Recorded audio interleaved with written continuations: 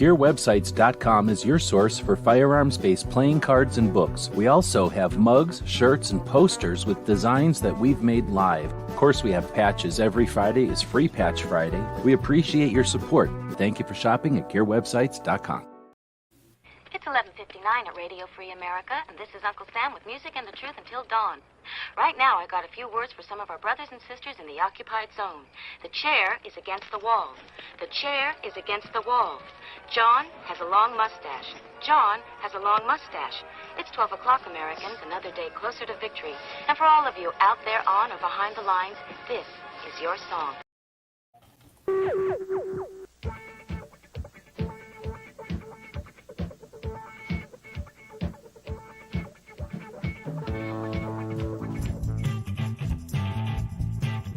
2A New Media. We'll talk behind the scenes of 2A Media, so grab a camera, microphone, your keyboard, or a phone, and join in the creation of 2A Media online. We'll be talking nuts and bolts, give some tips and tricks, as well as discussing software, online platforms, how to network, finance, and have fun with your 2A projects.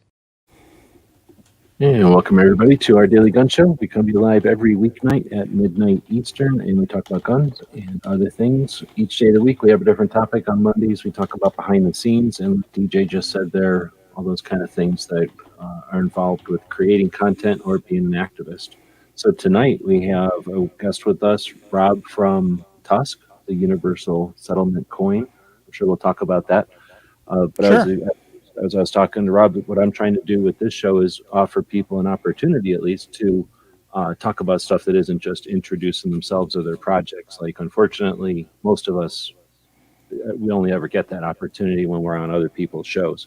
So with that in mind, of course, take as much time as you want to talk about TUSC. I'm a big fan, and it's something that could use the coverage or the reach. But and we'll definitely talk about it at the end of the chat. But I thought one of the things we chat about tonight is the transition into the next internet, and just some of the bigger picture stuff as far as strategies and things that we have to deal with as Second Amendment activists, as gun owners.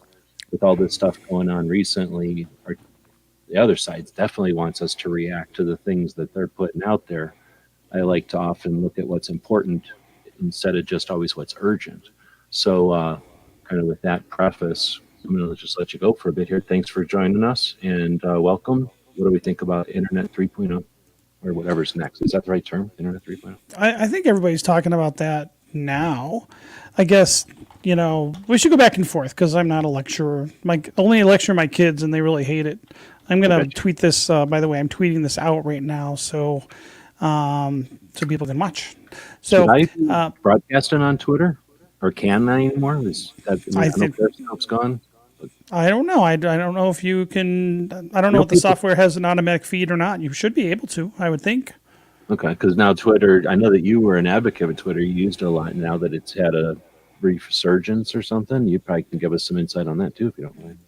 Yeah, it's interesting. A couple months ago, actually, well, I told you about that. So I think it was January 9th when we did the announcement about TUSC and GOA starting to work together. And we tweeted that and then retweeted on the main TUSC account and then retweeted it from several of the other accounts that we control. And Twitter banned 6 of our accounts across multiple email addresses and said we were, amplifying a message or something, some bullshit. So what happened is somebody didn't like the GOA thing and they reported it to Twitter, and boom, we lost the accounts. And for like 3 months, nothing. They wouldn't listen to us. We appealed it. We're like, look, we have 12,000 followers on this account. What's going on? And then randomly, we got a couple of them back the other day. It was just like bizarre. But I hate Twitter for the most part. I happen to personally have a big footprint there. And so it's hard to walk away when you have that. And you know how it is to build up social media and stuff like that. So that's always been kind of a love-hate relationship with Twitter. But I've been on Twitter a long time. And, I think I've been on since one of my profiles says, actually, I've been on since November of 2007. on Twitter. So I was like a really, really early adopter, and it wasn't as shitty as it is now. Like back then, it was much more of a free for all. They didn't care. They weren't trying to socially engineer the message and stuff out there. So I liked Twitter back then a lot. And I'd built up a following because I had a small business radio show. And I was, just pushing out my small business radio content. And that's how I initially built up my Twitter account a long time ago.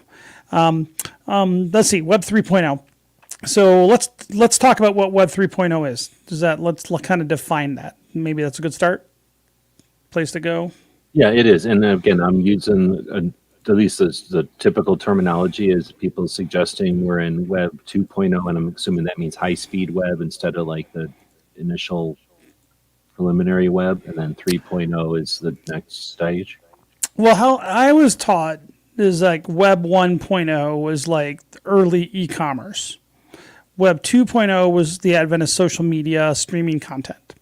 And then Web 3.0, we like to say that it's more about personal individual ownership of digital assets. And that combines a lot of different things, but that's what they're calling it, is that you're going to eventually be able to own your data, own your digital assets, own your crypto. I think in essence, what blockchains allow and NFTs allow is provable ownership. And a provable ownership of primarily digital assets, but of all sorts of assets. Well, and so I provable without a infrastructure, without a central authority saying this is correct. Like there's a consensus that it's correct, and it's an effectively infallible consensus or something, right? Correct. So, for instance, with like NFTs, which are just a type of crypto token that is attached to some kind of asset, you can't move it unless you own the digital encrypted keys that you get when it's created. So, like you've seen a lot now on the series. I'm sorry. You're seeing a lot out there right now about these digital avatars, PFP, Bored Apes, and all these little things that are getting like really, really expensive. Well, what's different about that art? People are like, well, I can right click and I stole your NFT. No, you didn't. No, because I always say, all right, go try to sell that now. If you think you can right click and sell an NFT of somebody else's, you can't, because you don't have provable ownership of that image or that digital asset. That's like taking an image of the Mona Lisa and saying, I have the equivalent of the Mona Lisa. Correct. It's like saying I own the Mona. Yeah, it's like saying I took a picture of the Mona Lisa at the Louvre, and now I'm selling that. Well, guess what? If you try to like make something with the Mona Lisa on it, you're going to get some copyright infringement, I'm pretty sure. Maybe I don't know. Maybe you know what I'm saying? It's like you're not allowed to do that. They don't allow you to take photography generally inside in a lot of parallel, museums. if you had a piece of canvas with the Mona Lisa painted on it and you said, this is the Mona Lisa, you could go around saying that all you want, and it might look a lot like it, but it ain't the Mona Lisa because of because there's the Louvre or whoever it is has the Mona Lisa, and they can say, no, it's right here. Right. They have they have approvable provenance, for instance. So the NFT creates a situation where the Mona Lisa, the one thing, everyone agrees on it. Like the blockchain agrees on it, the consensus agrees on it, that infallible collaboration agrees on it. Therefore, without a Louvre, is that the right word? That whatever the museum is, you don't need that central authority anymore. You just have this infallible consensus. So if you look at right now, look at any collectible out there. By the way, DJ saying, are we in Internet 2.5 or is there one more step?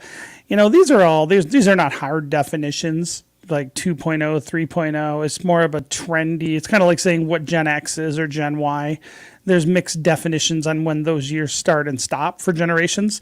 Well, it's kind of the same thing with like these kind of terminology. There's not a hard definition of what 2.0 is and 3.0.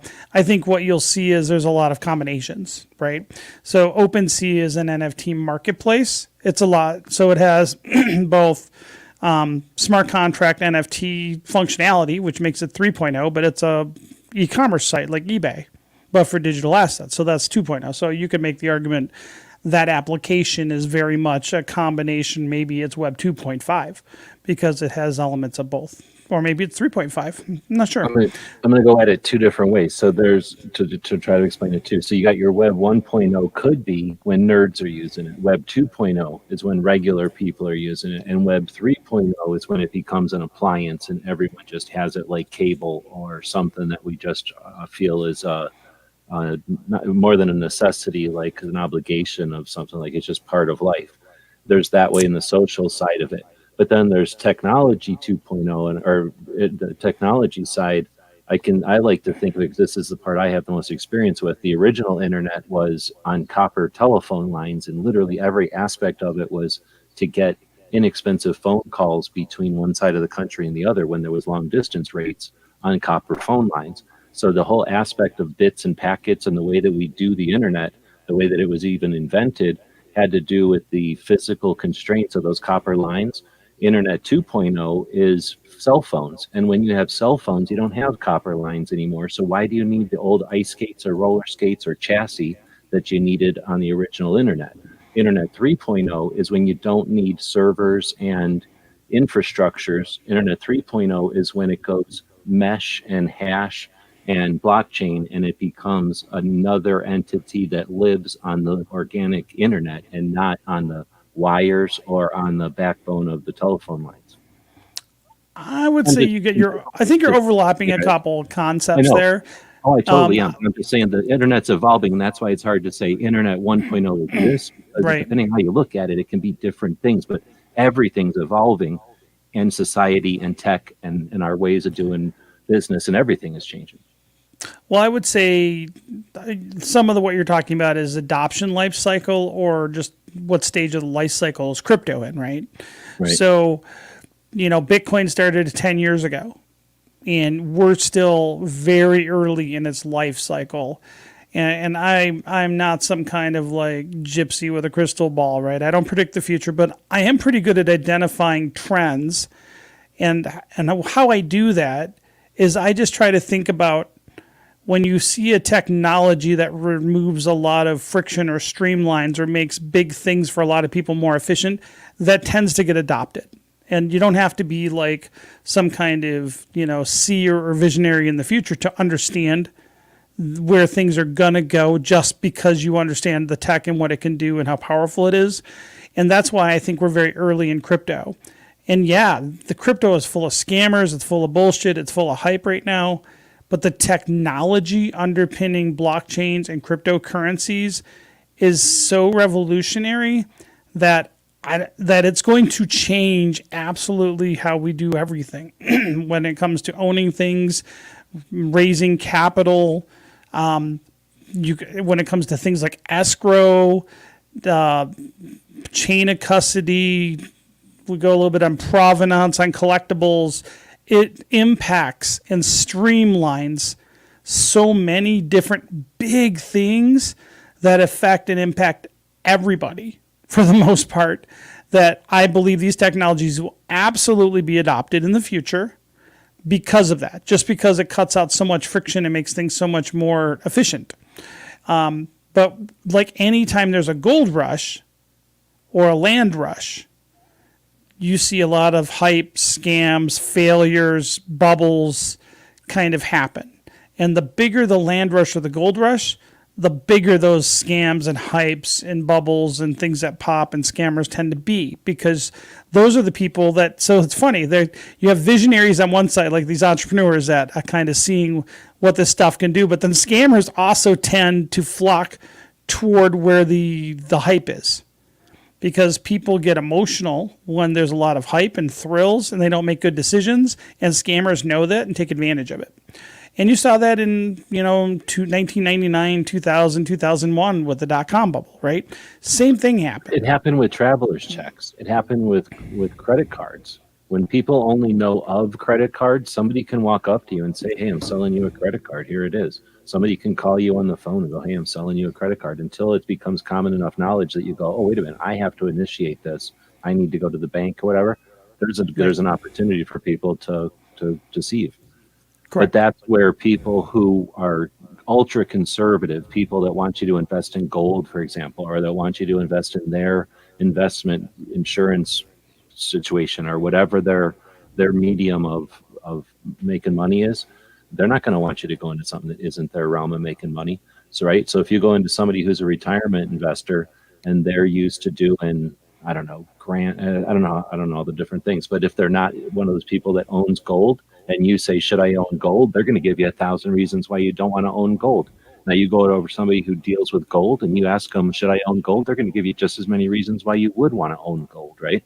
I think there's an element there that people don't want you to invest in something because it's not their investment method. And people then can say, crypto is only investment, ignore it completely, instead of being nuanced and saying, like you're trying to say, there's an investment aspect, but that's not the only aspect of this thing.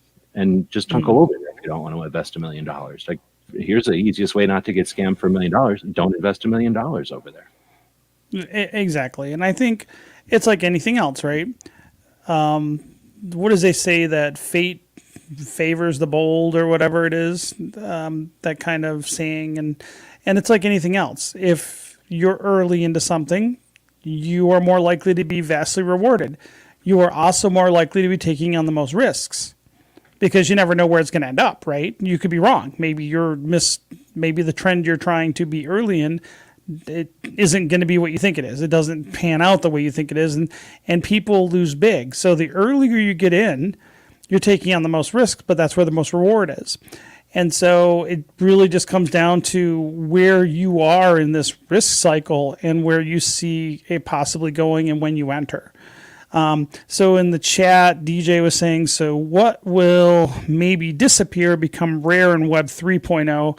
What can we anticipate no longer being able to rely on from the previous paradigm? That's interesting. That's a really good topic. And I think he's asking the right questions, because if you understand what's going to go away, you might then see the opportunities and what's coming forward. But you got to work your way backwards on that. So how I see it is, you won't need infrastructures. Like the new internet will be Internet of Things, right? Everything will talk to each other. That'll be the infrastructure. You don't need. That'll be part of it. Right? IoT is a part of this. It's not all of it. And I don't even think that's necessarily the infrastructure. In fact, I'm not a big fan of IoT. I don't want a spy bot like Amazon or Google in my house, or like an Echo. I don't even have any of that stuff. Yeah, it literally enables every company that decides to get into it to become a spy bot. Yeah, so I don't necessarily. So I think IoT is not the infrastructure of crypto. I think IoT is a tangential technology that's working on similar protocols. So, for instance, I would say that really Internet of Things is not Web 3.0. I think that's just an extension of Web 2.0, because if you look at it, it's a lot more social with other aspects to it. So I just think that IoT is not Web 3.0. It's not crypto, blockchain, it's ownership based. It's the internet today with a different distribution. Correct. It's just an expansion. Yeah. So, I mean, you can do e-commerce and social media through like an Amazon Echo. That doesn't make it Web 3.0, because it's actually the opposite. Web 2.0 is about, if you look at the Web 2.0 companies' business models, right? That's all about harvesting your personal data and selling it. That's the business model, or selling you ads based on your personal data. And so really Internet of Things is a lot more of an extension of that. Now, at least in the residential setting, you want to get into commercial, there's lots of interesting things in IoT for monitoring, things like SCADA networks used to be, but managing pipelines and things like that. There's a lot of actually good application of that technology in the commercial industrial realm, but you're not really hearing about that. But there's a lot of interesting things happening there in IoT, and I think that makes a lot of sense, right? Remote tracking and monitoring of sensors makes things more efficient, because you can do on-the-fly adjustments because of that additional, sensing data. And SCADA, some of the SCADA stuff's a little outdated. But Web 3.0, what do I think is going to go away? That's tough, because I think it's going to impact a lot of things. So what does it do? So let's say raising money for a business. Okay. So and some of the laws have to change, and they will change over time. But for instance, let's say you wanted to start a small business and you wanted to raise money for, let's say, a barbershop. Okay. And you could sell tokens that are called NFTs or non-fungible tokens that represent an ownership interest in that barbershop. And you could say that anybody who holds that token, one, will receive a portion of the profits of that, that individual barbershop. But having that NFT in your wallet is where those automatic distributions would go, for instance, of the profit sharing. But in addition, you could say if you have that NFT and anybody who has that, let's say that ownership NFT, or we call it a governance NFT or governance token maybe, who owns that and has it in their wallet, they walk in the door, they get a free haircut for life. That's what NFTs and Web 3.0 allow for. So you could actually essentially do public raises, much like, Amazon's, or Black Rifle Coffee does, they do a IPO or initial public offering, or they go to angel investors and raise money to build something. But you could just go to the public on a public website and say, I'm going to sell these. If you're in you're in the Salt Lake City area, you can invest in our barbershop concept, and you invest, I don't know, $5 or $10,000, you get a haircut for life, and you get a portion of the profits for as long as you hold that governance NFT in your wallet. That's one aspect. So that's going to change how investing is done. That's going to change how capital formation is done. You could do with smart contracts, you could do LegalZoom. I think would be a, LegalZoom where they make, they have dumb contracts that are just kind of boilerplate. You could build almost every one of those contracts as a smart contract, and you don't need a third-party middleman to get involved. And so part of that could be escrow. So you can change how escrow is done. You could change. So for instance, I'm buying a house right now, and you have to put earnest money down. You could literally do all that in a smart contract and you could do all the title transfers and the escrow and the payments all on blockchain. And so you can say, I put my earnest money down, and then at this time, if these conditions are met, the smart contract's executed and the deed of title is transferred. And that's all done completely on chain or on the blockchain. It can be done automatically. So that's going to revolutionize how literal contracts are done, how real estate can be transferred, how cars can be transferred, anything with a deed or a title could be transferred. That could be and will be impacted by blockchain over time and smart contract technology and NFT technology. And these are kind of separate technologies too, by the way, that all kind of interact with each other. But give me some time. I could talk all night about brainstorming different applications. But there's lots of things you could do as far as smart contracts that, is just not possible now. So for instance, your examples all are, but what they have in common is they remove the infrastructures that traditionally necessitate, costs or trust with either a bank or a lawyer or, an individual. And then you've got the potential for issues there. And then just extra costs or whatever. So, right, like what we're talking about, or what you're talking about, is creating things that have, trust and security, so that, or privacy and trust and security, I guess, so that when you have mechanisms in the future, or now, I guess, we've created mechanisms that allow two people or more people to enter into a contract that they know is not going to be fallible, like nobody can mess with it. And you don't need a trustworthy lawyer. You don't need a trustworthy bank. The system itself becomes an alternative to that. And so in the future, you don't have this necessity for a bank to authorize the loan or to decide that your barbershop is a good idea, right? So we call that a trusted third party. So the term trustlessness, and I don't know how in the weeds we want to get, right, with all this terminology, because it's a lot. Well, let the audience tell us, right? Because I'm learning, but yeah, if we're talking stuff that isn't getting through, then let us know. But that's what the value of live is. So yeah, for it. For instance, think of all the gatekeepers and middlemen that are involved if you've ever bought a house. Okay, I'm going through that process again right now, and we've bought several houses over the years. Real estate agents, lawyers, and the title company. On paper, we are really well qualified to buy a house. Like, we just have good credit.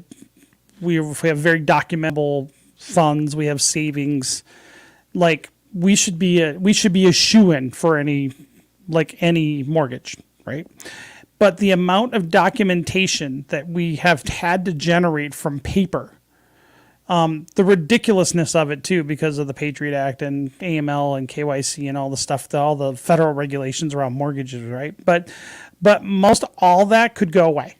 Like, you wouldn't need a title company, right? For instance, that could be automated and done with smart contracts. You wouldn't even necessarily need brokers, though I think you'll always have people help you understand what you're seeing. But I think over time, a lot of that stuff can be just automated out. So it would be consultants to the new system, right? You'd have people that walked you through it, but they would be in the new system. They'd be brokers of the new systems. They wouldn't be the brokers. They would be assisting you as a broker. Correct. And so I think that over time, and I'm saying time could be 5 to 20 years, right? A lot of these, you're going to see a lot of changes. And I think eventually the crypto and the blockchain pieces will be kind of in the background. They'll be what they call abstracted out from the user, from the people on the front end. So for instance, most things that we deal with, like right now, even working with this streaming app, you're interfacing with the database in the background. There's always pieces and software, but database is part of it. You log in, you're using a database. Remember 128 data bit encryption? Nobody knows what that is, but they all wanted it, and because you were marketed it. But encryption is what we're all dealing with now. Blockchain is another step in that path. Basically, all blockchains is they're slower databases that are using heavy encryption that are spread across multiple independently operated servers. And those servers work together to approve transactions on that network. So that's all a blockchain is. So if you think in the most simple terms, that a blockchain is a type of database in a very, very, very loose way. And then think of all the things that we do on the internet now that are all running on top of a database. You don't even know or think about it, but everything you do is on a database. You buy something on Amazon, that's all in a lot of databases. Well, all that can also be run on a blockchain too. But there's a lot of added benefits to being on a blockchain. So you could, for instance, buy things in a decentralized way. So you could possibly buy something from an unknown person across the world, and you both can put some things into escrow in a smart contract. You don't have to put it with for instance, in real estate, you'd have to put it with a title company. That'd be that could be that third party trusted thing. But in the Web 3.0, we talk about the term trustlessness, meaning that I can do business with someone that I don't know and transact with them in a trustless way, meaning that I don't have to know them. There doesn't have to be a third party gatekeeper because the technology now assumes the role or the function of what that gatekeeper might used to. But what that does, it takes a lot of cost and friction out of transacting, because now you don't have all these slowpoke. Right now, if I want a mortgage, right?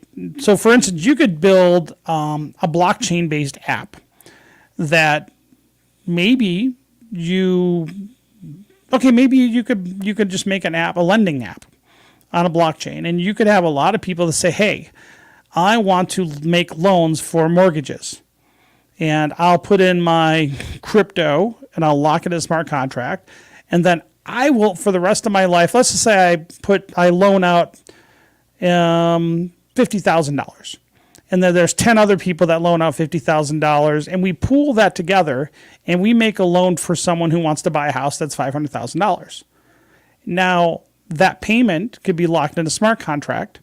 And then when that person pays, every month their mortgage to us investors that invested in this smart contract of people we don't know, it automatically would get distributed to us in our wallets automatically every month in a trustless way. There's no title company involved with that, or wouldn't have to be. And you wouldn't have to have a bank involved. You don't need a bank. You can have people do peer-to-peer lending. So there's a lot of these things that cut out like a lot of the legacy financial system, but it also cuts out a lot of the accounting world. It cuts out a lot of the insurance world. It cuts out a lot of the real estate, all the gatekeepers in all those different industries. And there's like so many applications of Web 3.0 technologies that we haven't even thought of yet. That's where the entrepreneurs come in. I feel like this has never happened before because we still have travel agents and we still have stockbrokers. You still call someone on the telephone and they make your stock transaction for you. And if you're going to go somewhere on a trip, you call a human being and she goes to a typewriter and types a letter to the bus department or whatever and gets a ticket for you, right?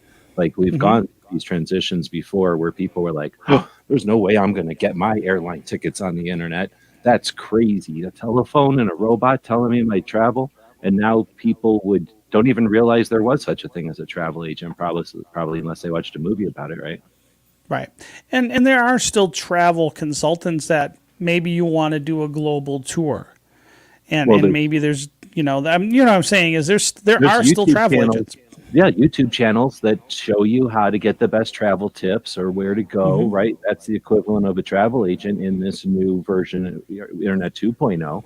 So if there's somebody who's like, this is foreign to me, I don't get it, think about your grandparents. And when they went on a trip, they called a lady who had a bunch of brochures, and she would go to their house, or they would go to her office, and they'd look at brochures, and they'd decide where they were going to go. And then a lot of letters were exchanged with stamps on them, and months later they went on this vacation. But it was, what I'm saying, like there was that kind of transitions before, and I'm sure there's many of them like that with banking and everything else. DJ made a good point. What about trusting companies with your personal data? So I think I get a little point that we can make about that. So like Web 2.0 is a lot about making money off harvesting your personal data. There's I don't know, probably trillions of dollars worth of money being moved around because of that model, right? Now Web 3.0, you get access. So in 2.0, you get access to services, right? For them stealing all your private data. And by the way, they do it in a very not transparent way typically. But, you get to use Facebook for free. You get to use Twitter for free. You get to use Google and Gmail for free. But not GWebs, Gmail. But in exchange for that, you get free access to some good, useful services. And understand they're very addictive and good services. We use them every day. But Web 3.0, you can flip that.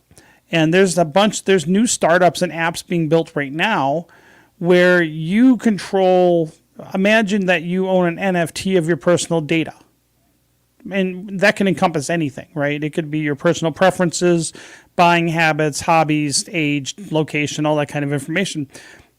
But you own the keys to that data. So it's private. And if you want, and you then can have the option of releasing some of that data for a share of profit, but when you choose to. So for instance, and there are some companies working on this right now in various flavors.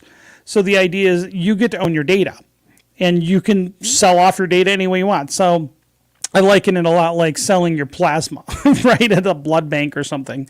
But for instance, you could say, look, I have my NFT. I go to this website. It says they want to access XYZ data, but they'll give me something free in exchange for that. Yeah, you'll get value in exchange, yeah. So then I digitally sign my wallet, basically log into your crypto wallet. We call it signing. You allow then, and you can say, okay, I will check a box and say you can have my age, location, and my hobbies, but not my medical history, not my family history, and I'll sell you that. What are you going to give me for it? And we will come to this place in the next few years where every time you land on a website, they'll try to incentivize you to give them information about yourself, and they'll trade you something for it, or maybe they'll pay you something for it in some form of crypto or something like that. That's what Web 3.0 is going to do, and I think actually that's more honest, right? Because at least if you have to go through and sign your wallet to allow that information to be released, then you're you at least are involved in that that kind of decision making, right? The If you other want to, side of the company on the other side is going to value that more. They're going to flock to that option for the most part because that's way more valuable data for them too. well, it's more honest. Like, so for instance, right now I still like the Brave browser. They say they give me some anonymity, but they pay me to use the web browser, and they allow. So I had the option, and I'm on the Brave browser right now, Oh, and okay. and so What do you paid? What do they pay you in? Some kind of coin? BAT tokens, BAT token, and so they give you preferences. And so if you want this experience right now, you can have it. And what they do is they show you a little tiny ad about that big that pops up. I get like, I don't know, 5 or 10 an hour that pop up in the bottom right-hand corner of my screen. And I get to choose the frequency of that. And then they literally automatically just put into my wallet, a couple dollars a month of BAT So tokens. Is there an affiliate link for TUSC to Brave? Does Brave have an affiliate, and is there one set up for TUSC? You can do a thing with Brave called tipping, and you can do Brave creators, so you can do stuff like that. Well, then I'll just straight link to it. I was just double checking in case there was a link somewhere I would use their affiliate link, but otherwise I'll just link to Brave browser. I didn't even know that about that, so thanks for that info. Yeah, so BAT tokens, my first time, I've been using it for a couple of years, and I've cashed out over $400 just from normal surfing. From that. So yeah, I'm going to keep using that because one, it's a good browser. Two, they do have some anonymity, but they actually do some really, it's called, so it's really kind of an interesting deal, but they pay me to advertise to me. So and I'm okay with that because you know what? It's not super obnoxious, and they just launched a search engine too. So now they have their own Brave search. But Brave is going to be, I think, a huge company in the next couple of years. I think they're going to take on Google at some point because they've really embraced this different model, right? Whereas they're allowing you to have control, and that's the big difference. That's, I guess, a good definition, DJ, is Web 3.0 is you are in control. Web 2.0, someone else is in control. Am I connected good? Because I got a really bad connection signal here. It says I got less than a bar. You sound good to me. Okay. Let me take a stab at this too. So back in the day, there was Nielsen boxes, and you could get a Nielsen box, and I don't know how that hooked up to your TV or something, and they would watch what you watched on the television, and you became part of the data that they would use about what shows and what commercials. And True story. I dated a girl whose family was a Nielsen ratings family, so I've actually seen that box. I knew like high school. Too. It's always I knew somebody who knew somebody kind of thing. So exactly. No, I was in the room. I saw it. No, but I'm saying they were out there. Just not everybody didn't have one, but they were out there. They got paid to do it, and every time, I don't know what they got paid, but they got literally paid pretty well, and they were supposed to not tell anybody. It's kind of interesting. It was prestigious because they would say something like, "This has got a Nielsen rating of whatever," and those people knew that they were part of that rating. Yeah, and so like every time they watched the show, they had to type something in somehow, and I think back then it dialed up like a modem or something.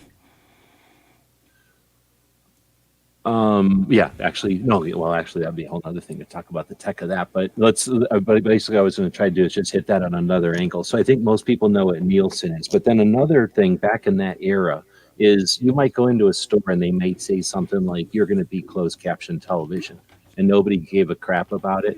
But what they would do is take pictures of you as you entered the store. They would take pictures of you as you went around the store. More often, they take pictures of your mom. Actually, they probably did take pictures of us because kids are the ones that make the decisions most of the time. But they would see how our parents responded to our nagging, right? And they would use these photographs. And nobody thought too much of it. I suppose if you got told about it, you might be a little bit offended. But because they were taking these pictures of you, the worst that would happen is they'd show it to a bunch of marketing people, or maybe it got used in an ad campaign and then they would pay you. But they've been taking pictures of us, is what I'm getting at, for a long time. And then we started to get paranoid about security, and then they started having security cameras everywhere, and nobody paid it a second attention because it's for our safety. So our companies and institutions have been taking pictures of us forever. And after at some point, they're taking these pictures and they say, what's the most effective way to paint lines on the floor? What's the most effective way to set up the offices? What's the most effective way to do what? Let's start watching the video cameras and determining where people go. That's the beginning of data research. So once we go online and we're literally able to be tracked, every decision we make, how long we spend on a page, where our mouse goes, right? They just decided to start keeping track of all that stuff. And when people say they're collecting our data, it's not as though they really care what you do, but they certainly care what a 45-year-old man who makes your salary does with his time on the internet. And they're going to take that and sell it to somebody who sells stuff to 45-year-old men who are online. And that's big business, because if you can send the direct barbecue ad to you when you're about to buy barbecue stuff, they sold you a barbecue thing. So when people go, oh, I don't have nothing to hide or whatever, what we're really just talking about is how the internet is using the technology to do what they do, market to us and pay attention to us. So what Rob's talking about is the next version of the internet. You have your own cookies and you turn them on and you say, collect my cookies, browser, and your browser pays attention to where you go. But now you have value. You say, I'm a 47-year-old dude with this income and this is the websites I went to. Who wants to pay me for that? And like you're saying, you can decide, I'm going to give you my medical info for $1,000. I'll give you my casual browser info for $200. I'll give you my kids. Well, you probably don't want to sell that. That's a whole other thing. But, I'm going to give you. People sell their kids, no problem. You know what I mean? Like I was going to say the kids' browsing history or something, because that's probably more valuable. They care about what they want to eat at McDonald's and that kind of stuff desperately. But you know what I'm saying? Like at some point, you're going to have that as another piece of value. And the companies are going to adopt to that. And like I said, I think they value that way more than having to guess what a million people are going to do. Right. And I don't know, it's just another stab at like trying to address that concept of owning your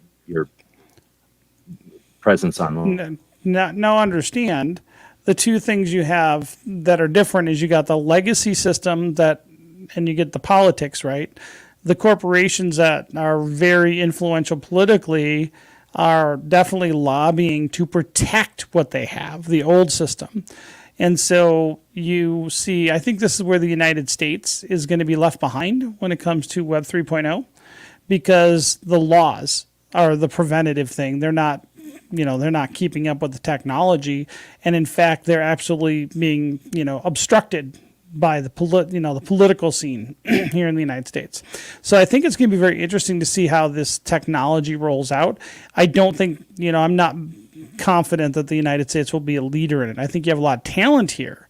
I just think the United States they're going to blow it because I think we're idiots on things. And I think other countries are more adopting this technology quicker than the United States. So I lived in Europe when I was younger, right when the internet was in the 90s. Okay, so I'm old. I'm giving you some dates. I'm dating myself, but in the late 90s, I was in college and I was living in Europe. And I thought it was interesting because everybody, like young people in the 90s, did not have cell phones in mass in the United States. They're very expensive. And people had pagers. Like I had a pager then. But in Europe, still, not everybody. Correct. But in Europe, everybody had cell phones already. So the adoption of cell phone technology was much quicker and earlier in places like, Korea and all over Europe. And the main reason why is that the legacy telecom system was archaic. It couldn't handle data, and it was very expensive to have a landline phone. And so lots of people didn't have landline. They had I thought this was interesting, and I never saw it anywhere else. But where I was at in Ireland at the time, I was in a college town, and they had pay phones in your house. So imagine like a rotary phone with a slot to put literally coins in it. It was the damnedest thing. Instead of having a phone bill, right? Instead of having a phone bill, you just had this phone kind of in your house. Yeah, it was bizarre.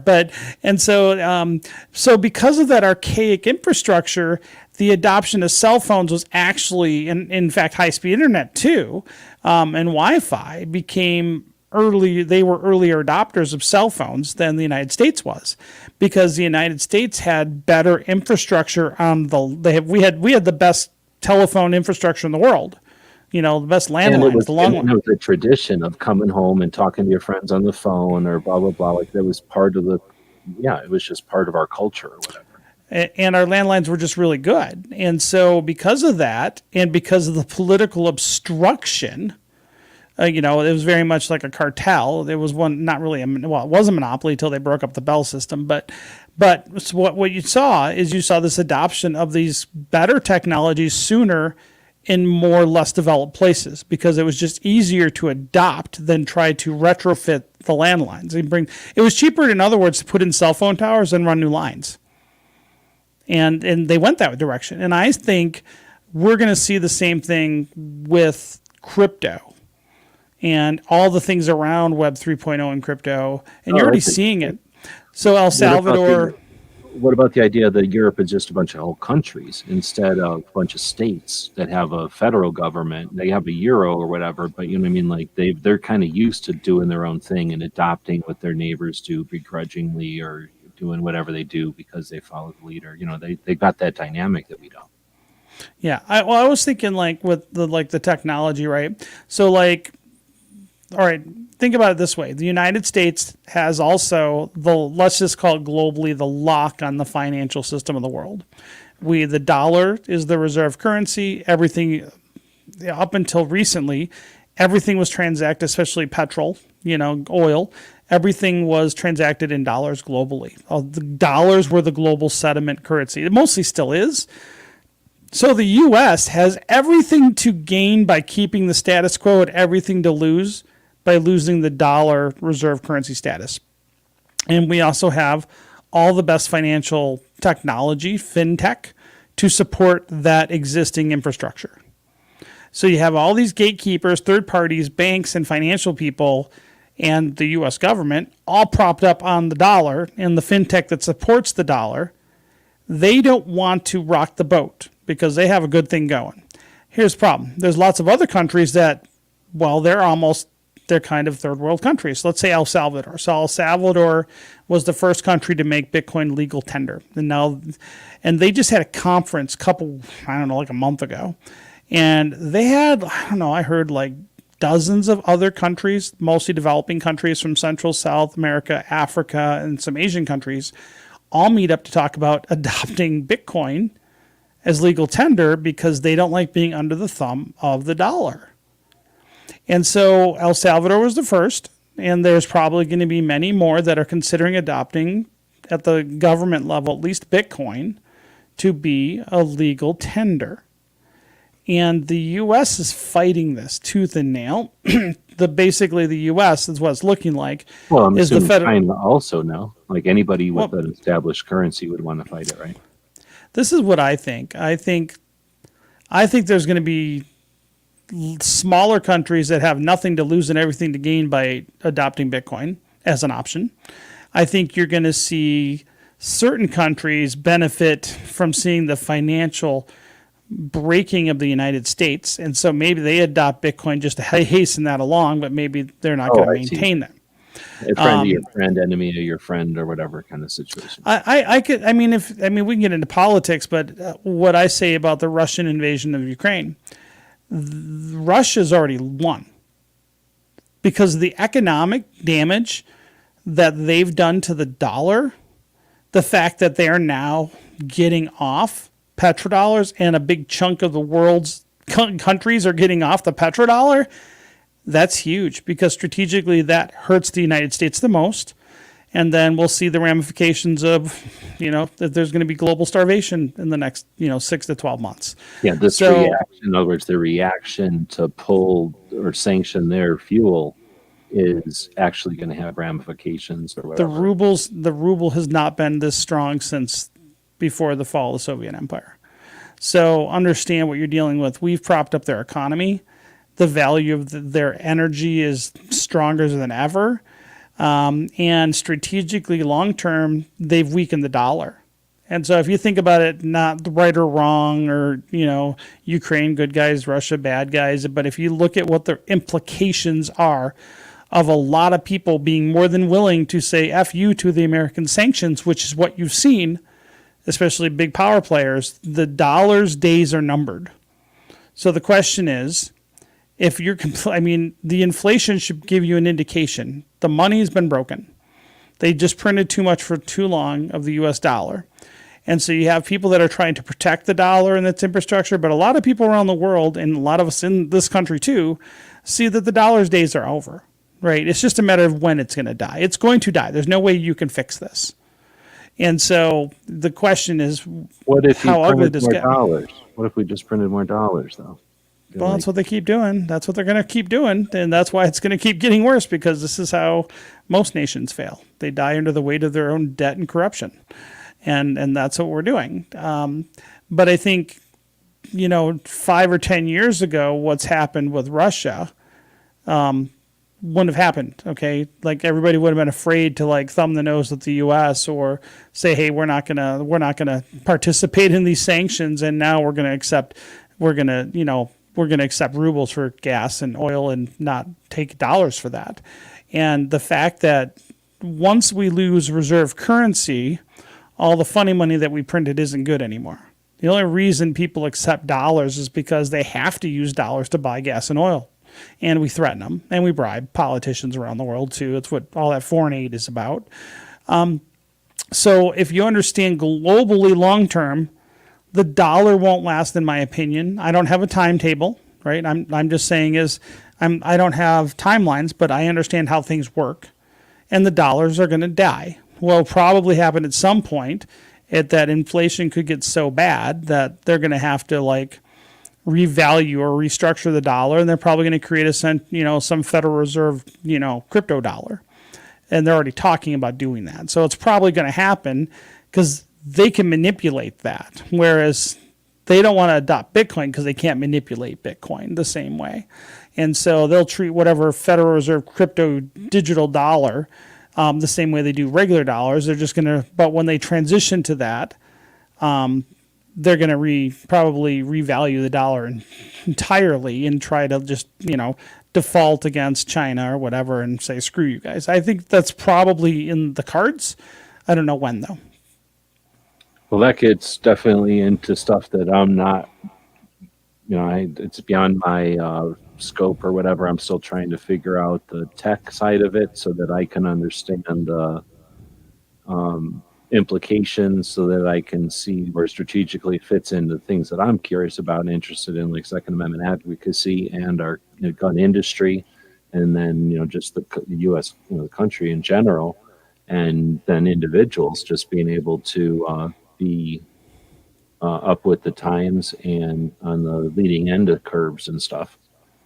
I'll say how one of the things that I would be.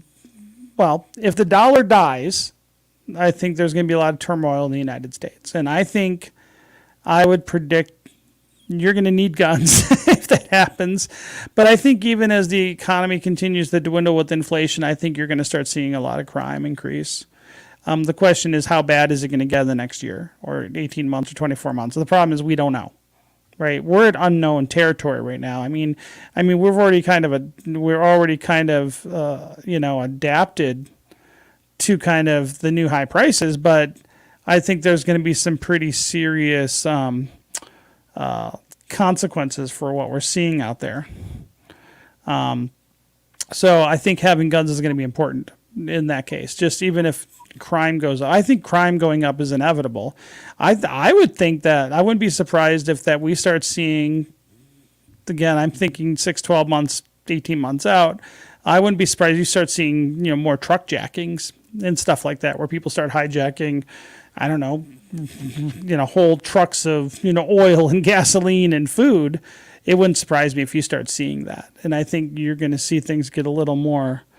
You're going to see more violence happening. So I think, it'll be interesting to see how it goes.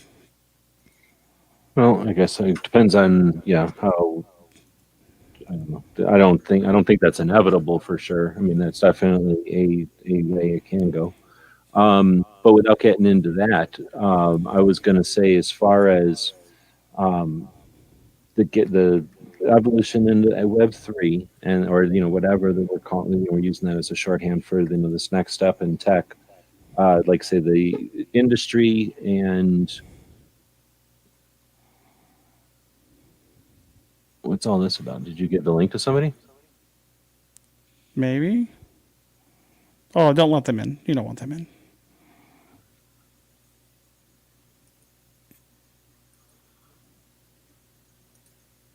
So then, if we're talking about going into Web3 or whatever, and as far as the industry, however it gets accepted, like you were kind of mentioning other countries adopting it and then becoming more established or whatever. We had talked earlier about having, in order to be, there's like a catch-22. In order to be on an exchange, you have to have a certain amount of usage or a certain amount of exchange happening in a time period. And once you get enough use of the currency or use of the coin, then it becomes lucrative for a major exchange to consider it.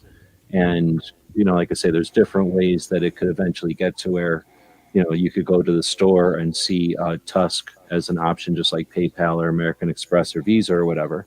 So I think one of the, kind of saying with that in mind, one of the things people, or I think one of the only ways people hear about Bitcoin is this idea of using it as an investment, some sort of either long-term or short-term way to make money or to invest.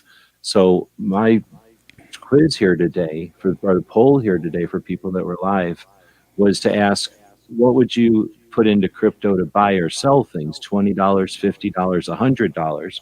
And my question to Rob is, if 1,000 people put $20 in there and started exchanging between themselves $5 or $20, does that count as a transaction, or is it the dollars spent that counts as the transaction? So it depends. So this gets a little in the weeds, but there's on-chain transaction volume, which doesn't get tracked most of the time. So that means if I just have my personal wallet and then I trade it with you against your personal wallet, that's not going to show up in any of the trackers, because most trackers don't really care about that volume. What they care about are people buying and selling on exchanges. So that's where like coinmarketcap.com and CoinGecko, that's where they track. They track on exchange transactions. So that means going forth between different coins or between dollars and coins. Is that kind of thing? It just means buying and selling of, it doesn't matter which trading pair. Like you can trade against dollars or trade against other cryptos, but it's just that the volume that's on exchanges is what tends to be tracked by the trackers, not on on the blockchain. In that scenario or that suggestion, instead of saying, because again, I don't know what people are thinking when we start talking about Bitcoin and now TUSC, right? Which is, Bitcoin is just an actual brand of cyber coin, which is a type of way to deal with transferring value online in a Bitcoin or in a blockchain. So TUSC is a specific one that Rob is the co-founder of. And when we're talking about that, I really don't know what's going through people's minds. We're not trying to sell them on a retirement investment. We're not trying to sell them on some kind of an opportunity to get rich in the future. What we're talking about is an option to PayPal, an option to a traveler's check, an option to a credit card that the gun shops could use. And that if you wanted to sell a knife to someone, you could use. You could say, I want to sell this knife to you for $20. Give me 20 TUSCs, and then, okay, here you go. Now they've transferred from your wallet to my wallet. I'm going to send these to you the same way we would on eBay or over the forum or something. I think why this gets complicated is because crypto has elements of both. So crypto absolutely can be bought and traded and invested in, say, like a stock, right? But certain cryptos like TUSC could also be used as a payment instrument in a peer-to-peer or not peer-to-peer manner. And so since you can use it for both purposes, people get a little in the weeds, because it's like, so think of gold, right? Everybody understands gold is something concrete, right? You can put it in your hand like this chapstick, right? And hold it. But imagine if this chapstick also could be an investment, because I can hold it and I can invest in it, but I can also trade it really easily, and buy and sell things with it. The problem with the gold, for instance, if you have a gold coin in your hand it's hard to go buy something off the internet. It's hard to buy something from Amazon.com with that gold coin in your hand, right? If you want to buy something with that gold coin, you can find another person who, has an interest in precious metals and is willing to barter you for something, and you come up with some kind of exchange rate between your goods and services and that gold coin. Whereas crypto can do both. So for instance, you could just buy TUSC and put it in your wallet and just let it sit there and see how much it goes up in value over time. Or just like you could buy a gold coin and do the same thing. Or you could just as easily as buying something with PayPal, also buy something with TUSC and no longer use it as an investment now, but you can all use it like money. Whereas that's a lot harder with gold. For instance, if you want to buy something with gold on the internet, you're generally going to have to go to the local gold store when they're open and trade them that gold for dollars, and then go deposit those dollars at a bank account, then transfer those, that money that's in the bank account and use your debit card or use PayPal. So crypto has a lot of advantages over both of those systems. And so I think that's why it gets a little confusing. So that's why they say crypto assets should be a new class of assets, because it has both of these characteristics. And that's why it gets complicated, because it can do a lot of different things. And then technically, it's doing all this without PayPal, without the bank, without someone who can be corrupted or manipulated or fail. If you've got Correct. PayPal, that means there's one server somewhere. The nature of the blockchain, which we haven't talked about too much, is that it's just very difficult to actually destroy it. It would take global catastrophe basically for it to fail. Well, it's interesting. We tried to kill our blockchain deliberately about 8 months ago when we upgraded the network, and for that we had to actually shut the network down, and then the node operators, it's called a hard fork, but it was our first hard fork, and they're pretty brutal. So a hard fork means that at a certain time, all the different computers that run the network have to shut down, run a new type of source code for the latest version of the blockchain, and then restart their node. And it's funny because we don't know who they are, most of them. So, because that trustless thing we talked about earlier. And so we had to we knew who some of them were, but we didn't know who some of the nodes were, and some of the nodes did not shut down. And we had the blockchain running with 2 nodes.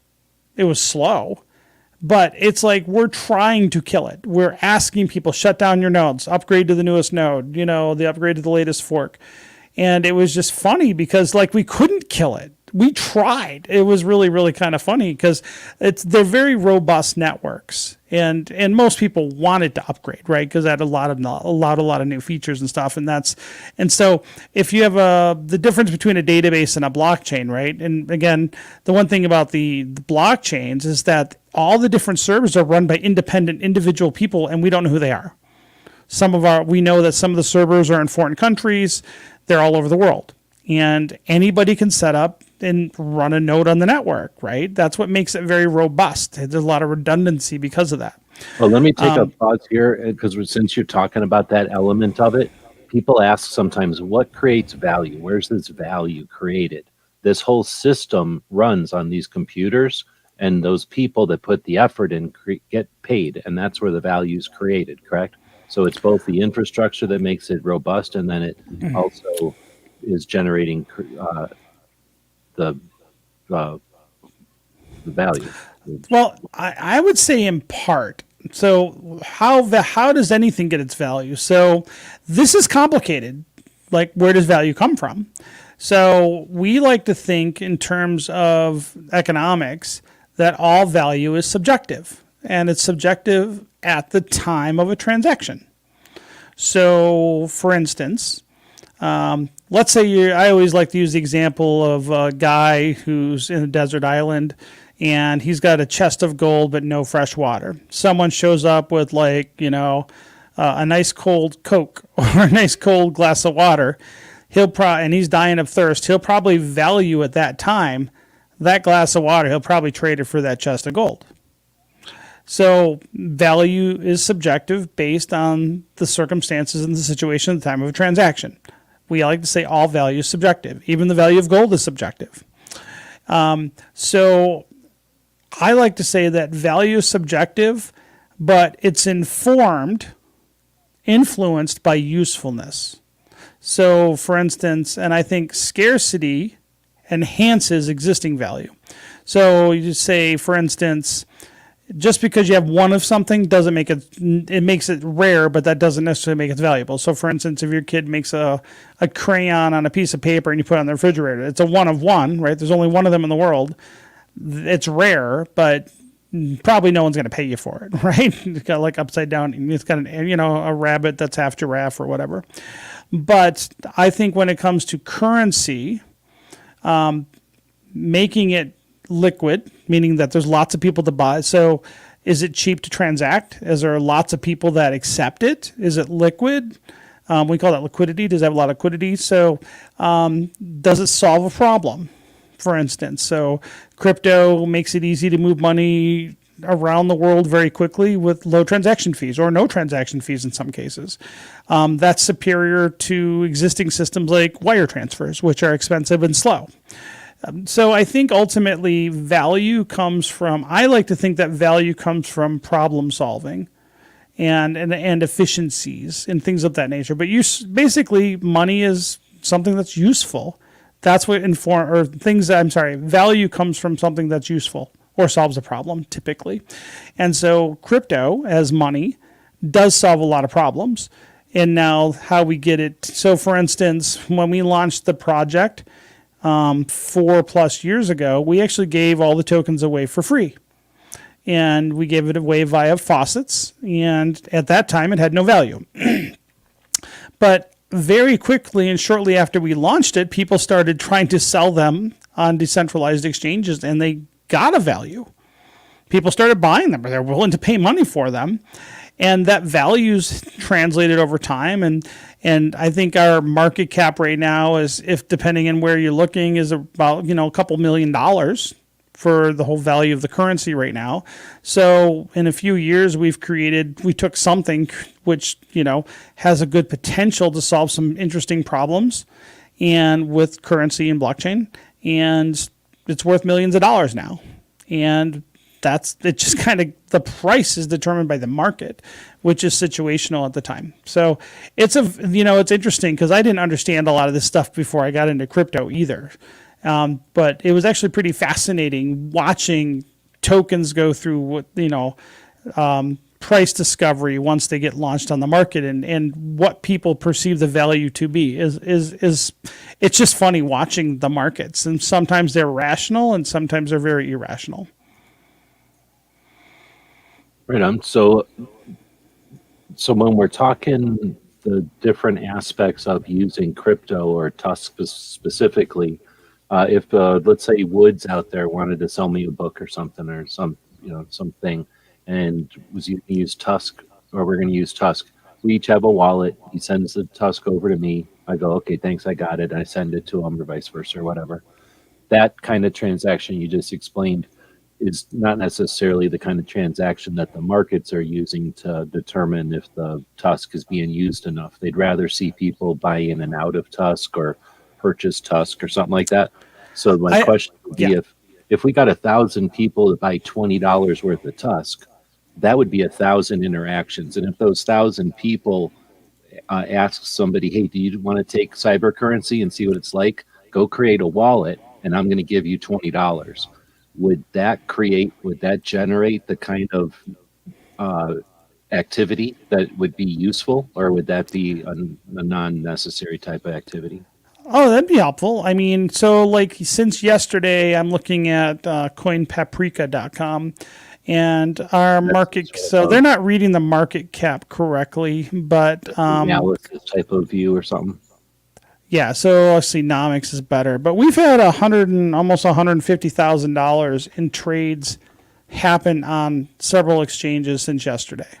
No, so but that's not Woods and me buying something and selling something to each other. That's somebody deciding I'm going to buy $1,000 worth of TUSC. Correct. But if someone's going to trade something in TUSC, they got to get it first. They got to buy it somewhere. Sure. So that still is, useful And activity. That's day trading type of like, is that called arbitrage? That's just people that are saying, I'm going to buy it because it's at it's at 2 cents right now. I'm going to wait till it's at 2.5 and sell. Is it that kind of stuff? Well, you could do that, or you can just choose to buy. But if you were going to do that, or just buy enough to go buy a knife from your buddy, you still got to buy at the same place. Yeah. And that transaction is then still recorded by the trackers. So there's these day traders, these people that speculate on the just fractional differences. If I buy 1,000 things and I sell them 1,000 things at 25 cents more, I just made $25. So if I keep doing this throughout the day, I make $200. So they're just basically playing with the idea that everything kind of barely fluctuates. But then, like you say, Woods and I both decide we're going to buy something on TUSC. So now that's 3 different people. But then there's somebody who says, I want to get into cyber. Please go, somebody buy me 10 cyber coins. And in the transactions, they buy some TUSC. So there's all these different ways people are buying TUSC. And that's what they're looking for to decide TUSC is large enough to get into these big markets, which would answer Wood's question here earlier. Where is TUSC accepted? So if we go to a gun shop and we see that they take PayPal, it would be unusual because PayPal doesn't like guns, and that's one of the issues that we're trying to address. But if they took traveler's checks, or if they take American Express, or if they take Diners Club, they're going to have a little logo there. In order to get a TUSC logo, from what I understand, you need to be in something like NASDAQ or the New York Stock Exchange, or one of these big exchanges that the United States would recognize as blah, blah, blah. And one of the first steps to get into that process or that pipeline would be have a lot of activity. Show them that you're valuable because a lot of people use the thing, right? Correct. Okay, and that's where I guess I'm saying it seems like an awareness thing, an activity to get some activity in the realm would be to encourage people to just buy $20, just buy $40, and just start using it to buy and sell amongst each other, or say, hey, here's $2 because I like that meme you posted or something like that, right? And then that creates awareness and activity and drives people to look into it more. Yeah, and there's other features, like we're trying to keep this, very simple. I just got a text message from a buddy who's listening, and he made a good point. He's like, well, there's, privacy functionality on different coins where you can mask, where, you can hide the sender and the receiver from, right now we're not TUSC isn't a privacy coin, but the accounts are pseudonymous, meaning that I can't, you set up a wallet. I'm not, it's a non-custodial wallet. So anybody can set up a wallet with any username they want. I don't know who they are. Now I can see where they transact on the blockchain. I can just see that they move something from one place to another, but I don't know the owners of those wallets or those addresses.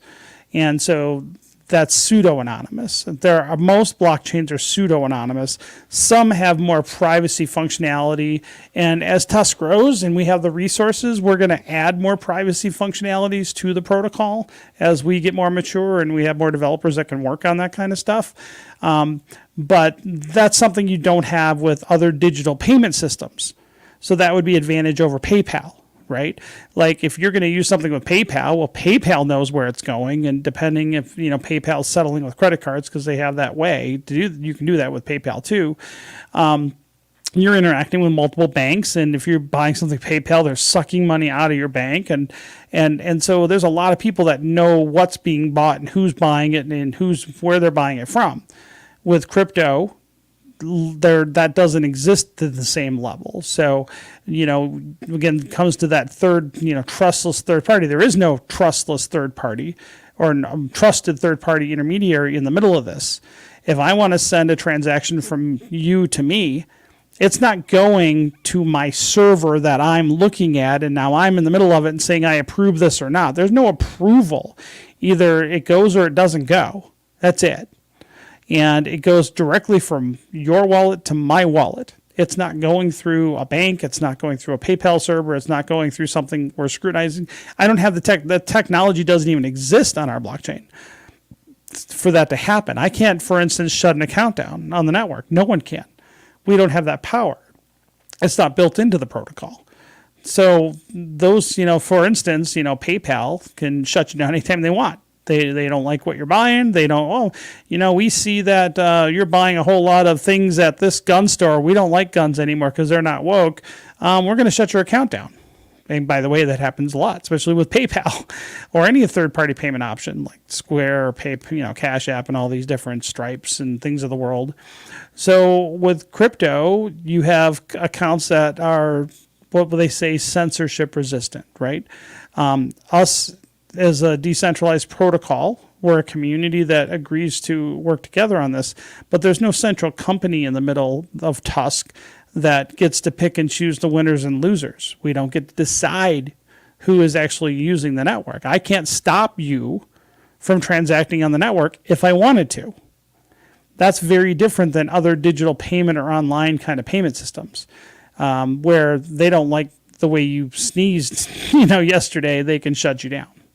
So that would be going back to the value, right? The value proposition of using crypto over PayPal. For instance, we can't shut your account down. PayPal can, and they do.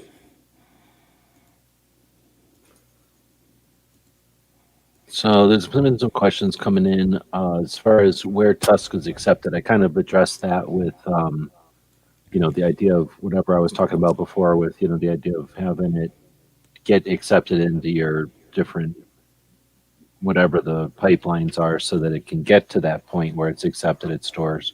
But do you want to address that question just as it is? Where is TUSC accepted? So right now we're not really in the stage where we've been trying to hammer on a lot of stores. So you could go to our website, TUSC.network. There are a list of a couple of stores. There's only a handful of stores that right now that are really accepting TUSC. And so because where we are, we're still building out some infrastructure that we need to make it easier. I think over the next 3 to 6 months, once we get the NFT creation tools built, and that's a whole different part of the conversation, we're going to see a lot more. We're going to be pushing more to start onboarding more retailers. Part of the thing that we've been doing right now is that we're trying to build the volume. So we haven't had a lot of trade volume on the exchanges, which we've been talking about. The problem is, if you don't have a lot of trade volume, then say someone, let's say a retailer wants to sell knives, and they accept TUSC for a knife, but they want to be able to cash out to dollars or to Bitcoin or something else. If you don't have a lot of volume, they could accept that TUSC, but now they're stuck just sitting on the TUSC until the market picks up. So we've been spending our time trying to improve that liquidity, that volume, so that retailers will feel comfortable taking TUSC because they have some place that can cash it out. And so we've been working hard on that over the last couple of weeks, and we're going to be on some more. We're getting listed on some new exchanges here in the next few weeks.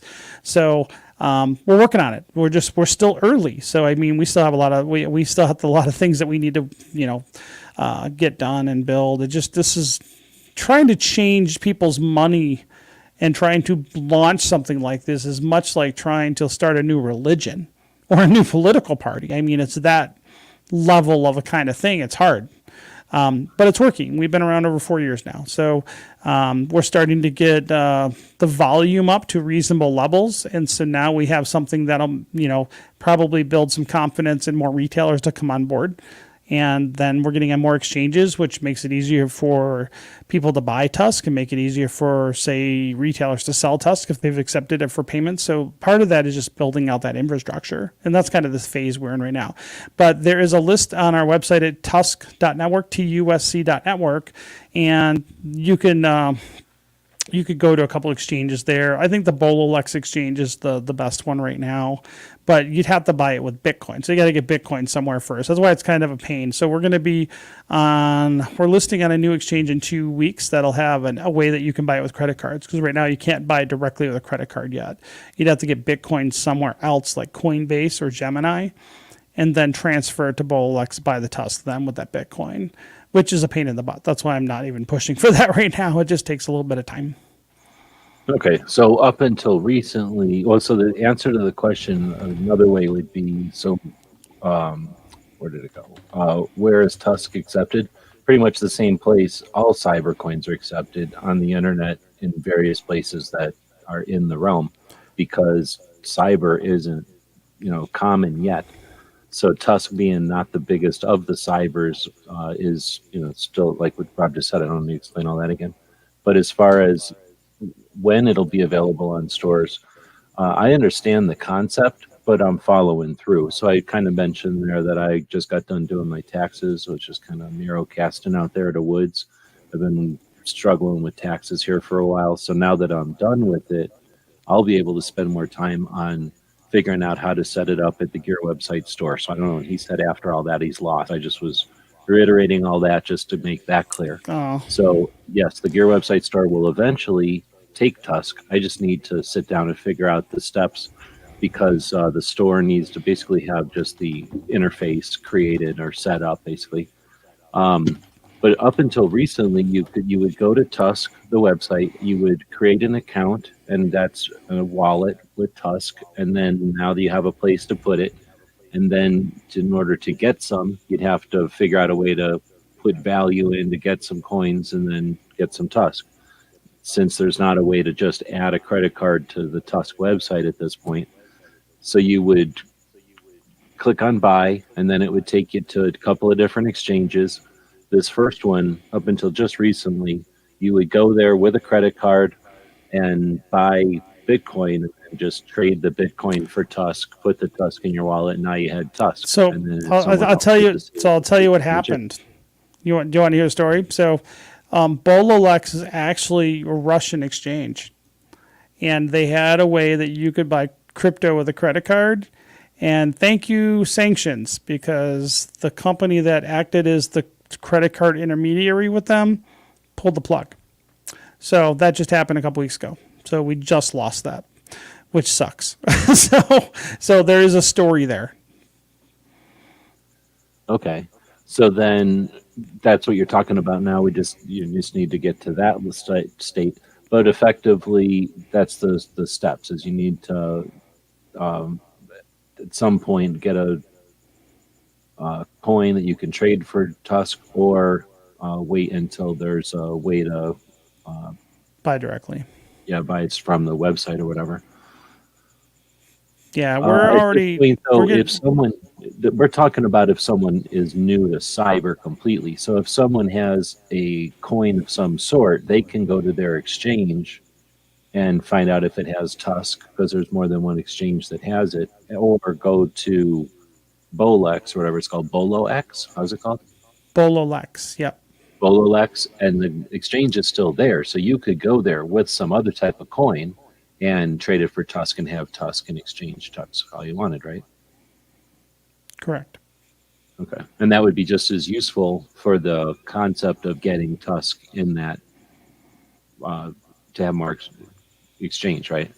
Yeah, it just takes time. Getting on exchanges is a growth thing. We've done a little bit. Our volume has changed a lot in the last couple weeks. We do have another exchange coming on called TXBit, and I believe they have credit card on-ramps. So we are hoping to have that in 2 weeks. So we've already been talking to them. So yeah, it's a big pain in the ass. But this is the downside. Like, think about it. Like, I mean, the sanction thing, right? I don't want to get into the politics of the Russia thing right now, but understand that the banks can blacklist. And if they can do a whole country, or they can blacklist a president for things. And think about, the beauty of, I think the big thing we'll see with crypto in the future, and I think there's almost an arms race, is about transactions that can't be censored. That's what blockchains allow. And I think ultimately, as we see more and more of that tyrannical governments, kind of, taking that and squeezing people in that control. We've seen that in Canada with all the trucker strikes up there. You're seeing it now with blacklisting whole countries. Ultimately, these technologies are going to become a lot more important. I mean, I'm not one to get into anti-gun, pro-gun hysteria, but it's seeming like we're coming to, another level of government overreach coming to the United States within the 2A community. And ultimately, it comes down to whether it's Bitcoin or Tusk or another crypto, we need to start using it as a community because we're not going to have a choice. And I think some people are talking about in the chat right now is that eventually, I mean, we're already seeing it, but eventually they're going to go after the credit card companies. Credit card companies are already creating a financial no-fly list. And so we need to have alternative infrastructure adopted for payments, not just investment.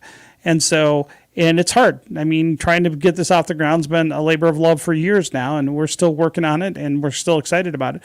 But what else is there? If MasterCard and Visa pull the plug in the Western banking system, pull the plug in the 2A world, what do you got? You're going to start mailing gold coins to each other?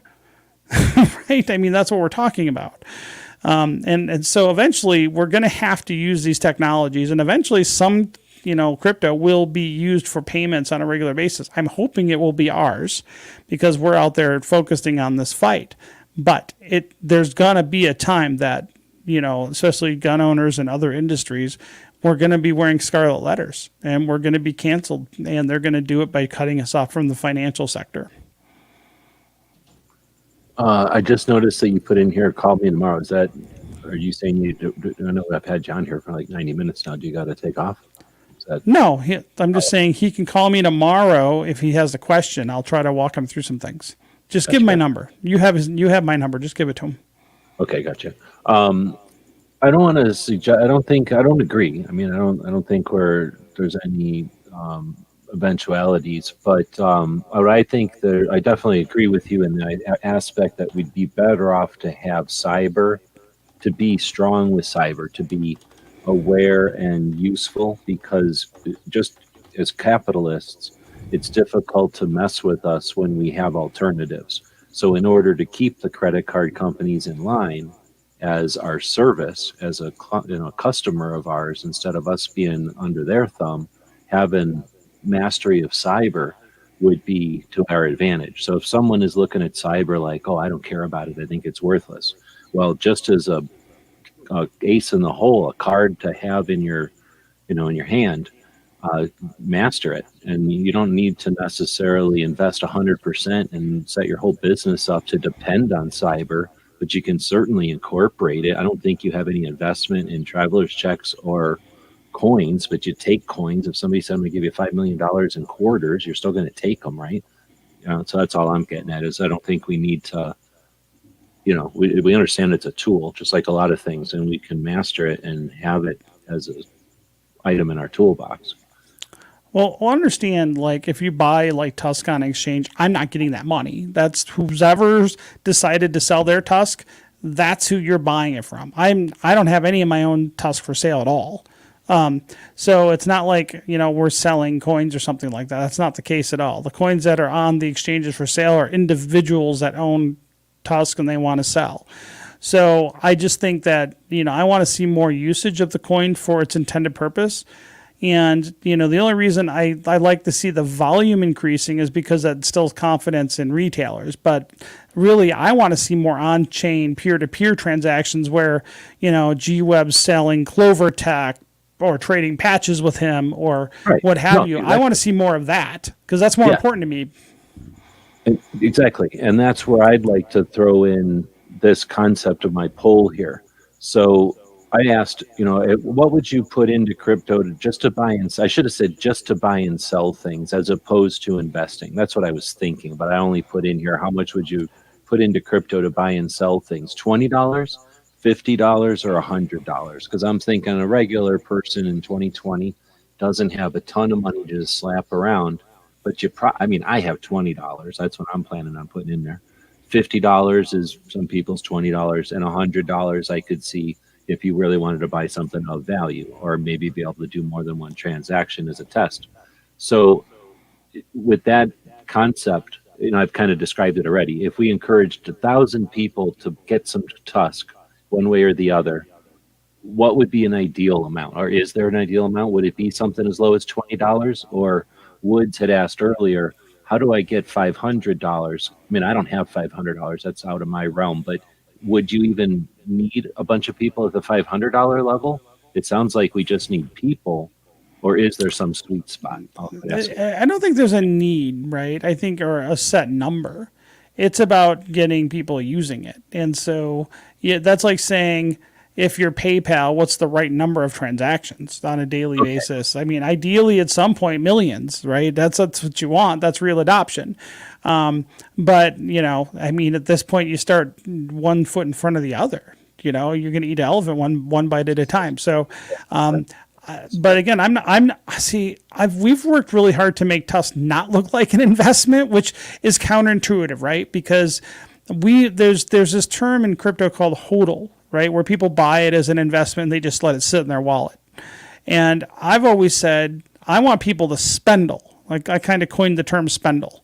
And because people spending TUSC and using it as money, it's like Bitcoin, right? I'm a huge fan of Bitcoin. I'm a big investor in Bitcoin. And Bitcoin was originally supposed to be this peer-to-peer electronic cash. That's what it was supposed to be. But what it morphed into was a 401k. And there's a big difference between being a PayPal and a Fidelity, right? Big difference between being an... Yeah. And so lots of cryptos are out there and people treat them all as investments. And in fact, no one really treats crypto as money yet, anywhere, like not even Bitcoin.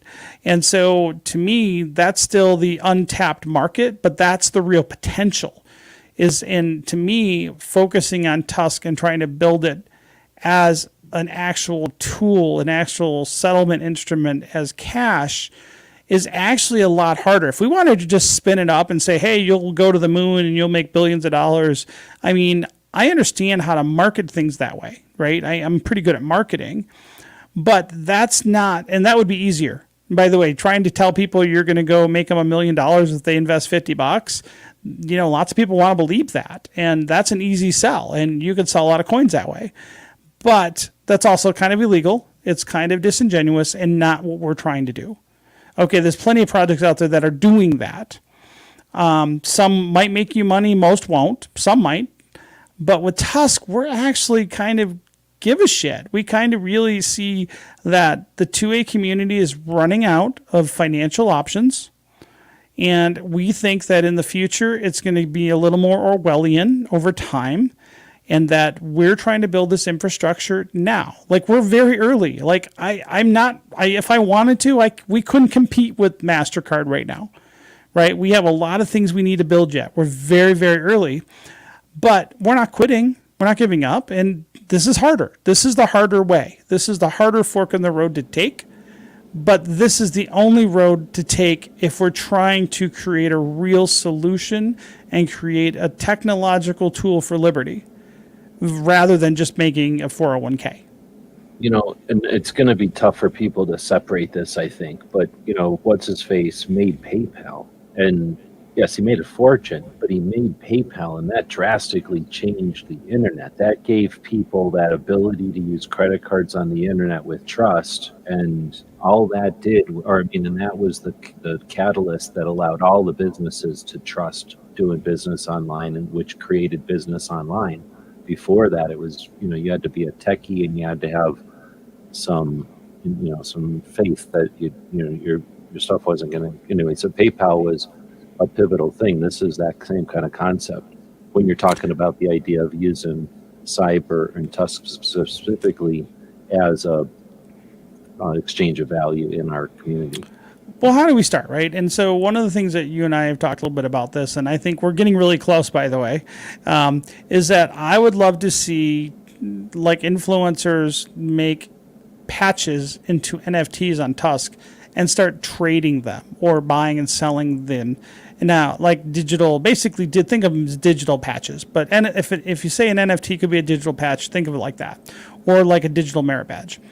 And to me, that's what I'm excited about trying to get people to start with. Think of it as like training wheels. Like that's like it's safe, it's inexpensive, and it gets people set up in a wallet. It gets them, hey, I can send out free digital patches. It doesn't really cost me anything. And then people can hold them in their wallet and say, look, I collected. The only way I got this one digital patch is I went to this one event where G-Webs was. So I think a great event is like, I don't know, IV888 always has this, like, he's got these annual shoots, and they might have a specific patch or a specific shirt for that 1 year, right? And the only way you get that patch or that shirt is you go to that one event. Well, NFTs are something you can do on TUSC is like the same thing. And to me, I think that's like a really good way to start onboarding people and get them used to the technology in a way that doesn't really cost them anything. We're working on the minting tool for NFTs right now. We got the back end part done. We just got to build the tool to make it easy to make them. And that's actually complicated to make it so it's easy for people, because it's actually not easy to do them. But I think that's how we start. And then people see, hey, I really like these free patches that GWeb gave out, but he's got this cool one that he also sells, and he's not giving that one out. And then you can go buy that with TUSC. And so that's kind of like where I see this progression going, to get people used to buying and selling and trading things digitally.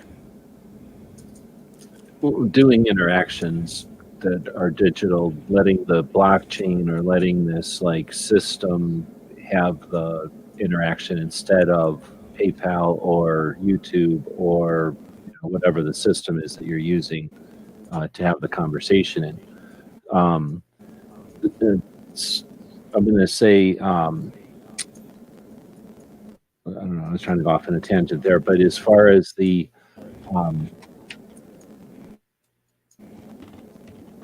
okay, so the patch thing, you brought that up before, but the way I'm thinking about it is more of when you go to maybe an event and they say whoever, or maybe if you just go to an auditorium and then you get a microphone, right? Like the only person who's going to ask a question to the person on the stage is whoever's got the microphone in the audience at the time. When they're done with the question, they're going to hand that microphone off to the second person. Or maybe the microphone's on a stand, but we're talking the kind of concept where the microphone is wireless. So let's say you're having a show like this one, and we have the Wednesday quiz, right? We have the Wednesday game show, and part of that is who's going to be the contestant or something. And we have this pass the mic, we have this hot potato, we have this NFT that you purchase with TUSC, and it can only be $2. It could be $1. It could be, because the way, one of the nice things about TUSC, one of the things that I'm psyched about, is some NFTs, based on the way that they work, can be pretty expensive to create, to mint, and then expensive to transfer. The way they're building the TUSC NFTs, it's not going to be like that. They're going to be devices for use like this. So if we're going to play around on a show, we could say, if you got this NFT, then you get to ask the question, or you get to choose the state that we're going to focus on, or you get to choose the direction in a choose your own adventure situation or something like that. Maybe the NFT is, you get to be first in line at the gun show or something like that. So there's some ways you can play with the NFTs that are not necessarily associated with an item, because I think that's one of the hangups people get, is they go, oh, it's a piece of art. No, it's more like the holographic certificate of authenticity and uniqueness that's attached to that piece of art, except that it's a digital one that everyone agrees on. I think another thing you could do, for instance, and I've talked to some people in the 2A world, is that you could have like an NFT for every year, right? So you can issue, and you have an artist make up a new, let's just say a logo, right, for this year's NFT. And you could make it that, let's just say you have a membership club. So let's say you're High Point Firearms or something. And you could say, oh, you're a member of the 2022, first in line club, and you get access to the latest models first. For instance, if you hold that NFT in your wallet, you can be one of the first people to buy a new model. Something like that. So that's what you can do. And the other interesting thing from a marketing perspective, you have to say, like, show up and be the first in line. Well, that sucks if you don't live there. Or they might say, go to the website first. Well, that sucks if you're not some genius website. Go to know the internet, or you don't have a good internet connection. But if they say everybody with an NFT gets them in the order that they buy the NFT, you got 6 months to do all that. That's a whole nother way to create a queue or a line, right? That's fair and effective. Exactly. And the other cool thing from let's just call it a marketing perspective. NFTs are great for a marketing perspective. You could say, let's say holders of the 2021 NFT are now first to get in line for the 2022 NFT. And if you you could do special gifts as well. So you could say if you hold a 2022 NFT, you can do an airdrop to everybody that has it, and it automatically goes into their wallet. So let's just say if you're the holder for the 2022 or 2021, you can airdrop them and say, hey, look, you guys are the pioneers. You're the first one to get it. You can, we'll give you the 2022 one for free. Or you could just airdrop them, meaning that you could automatically send to everybody that has that exact NFT in their wallet. And you could say, you just send them an NFT with a link that only they can get and use, and then they can be first in line to buy the 2022 version, for instance. So there's all those kind of things that you can do when you have provable ownership again, because they have that NFT in their wallet, so it's going to the right place. I think of it like it's you send someone an email, right? Even if they're in their membership for your club, you send them an email, it might not get delivered. It might go to their junk mail. Well, there is no junk mail for these wallets. So if they have the NFT, it's a guaranteed delivery. And it's a guaranteed delivery to the right place. And I think these are just one of the many different little applications that the technology can do that wasn't possible before. And that's what I think is just another cool thing about it. That's interesting. I've never thought about the application of communication. So an NFT could just as easily be a subscription to a newsletter or a subscription to some kind of a month date, and instead of going to an email or something like that. I'm going to lose my internet. Well, I'll give you another great use case. So my buddy Jesse is like DMing me right now or direct messaging me something. He made a good point. You should be putting this in like the real chat anyway. But he made a great point. So for instance, and you know what an STL file is, right? G? Did I lose you? I don't know if I'm signal or it's just typing in. Am I losing signal? So you know what an STL file is, right? For 3D printing. No. An STL file. For just 3D go. Printed. Just go. So 3D. So you can. So for instance, if you have you can make an NFT of a 3D printed gun file, and you could then airdrop that 3D printed gun file to everybody that has a certain NFT in their wallet, and there's no way to stop that transaction.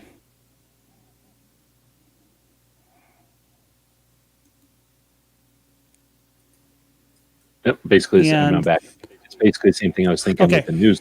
It's an alternative way to distribute content that is, I wanted it because I'm saying I want it, and it's going directly to me without, like you say, an email or a YouTube or a Gmail in between.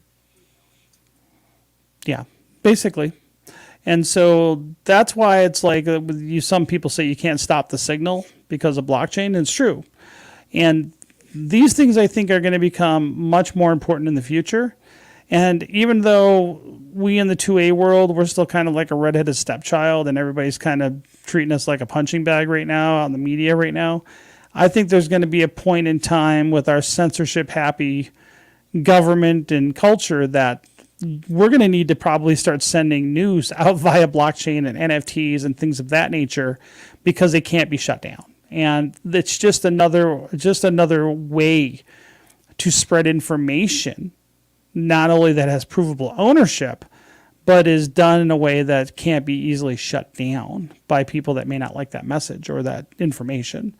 And that's why I'm very bullish about this technology in the future, because I see where we're going, as at least in the United States, is very dystopian, right, or Orwellian. And I think we just need to think about where things are going with the government and politics, and then we can think of all sorts of interesting application and use cases. When you understand what a blockchain can do, specifically the TUSC blockchain, is that now you can start thinking about different ways that we can start building infrastructure that makes liberty possible in the future before they've even figured out that this exists or how to try to stop it. And we're already proliferated and we're already out there.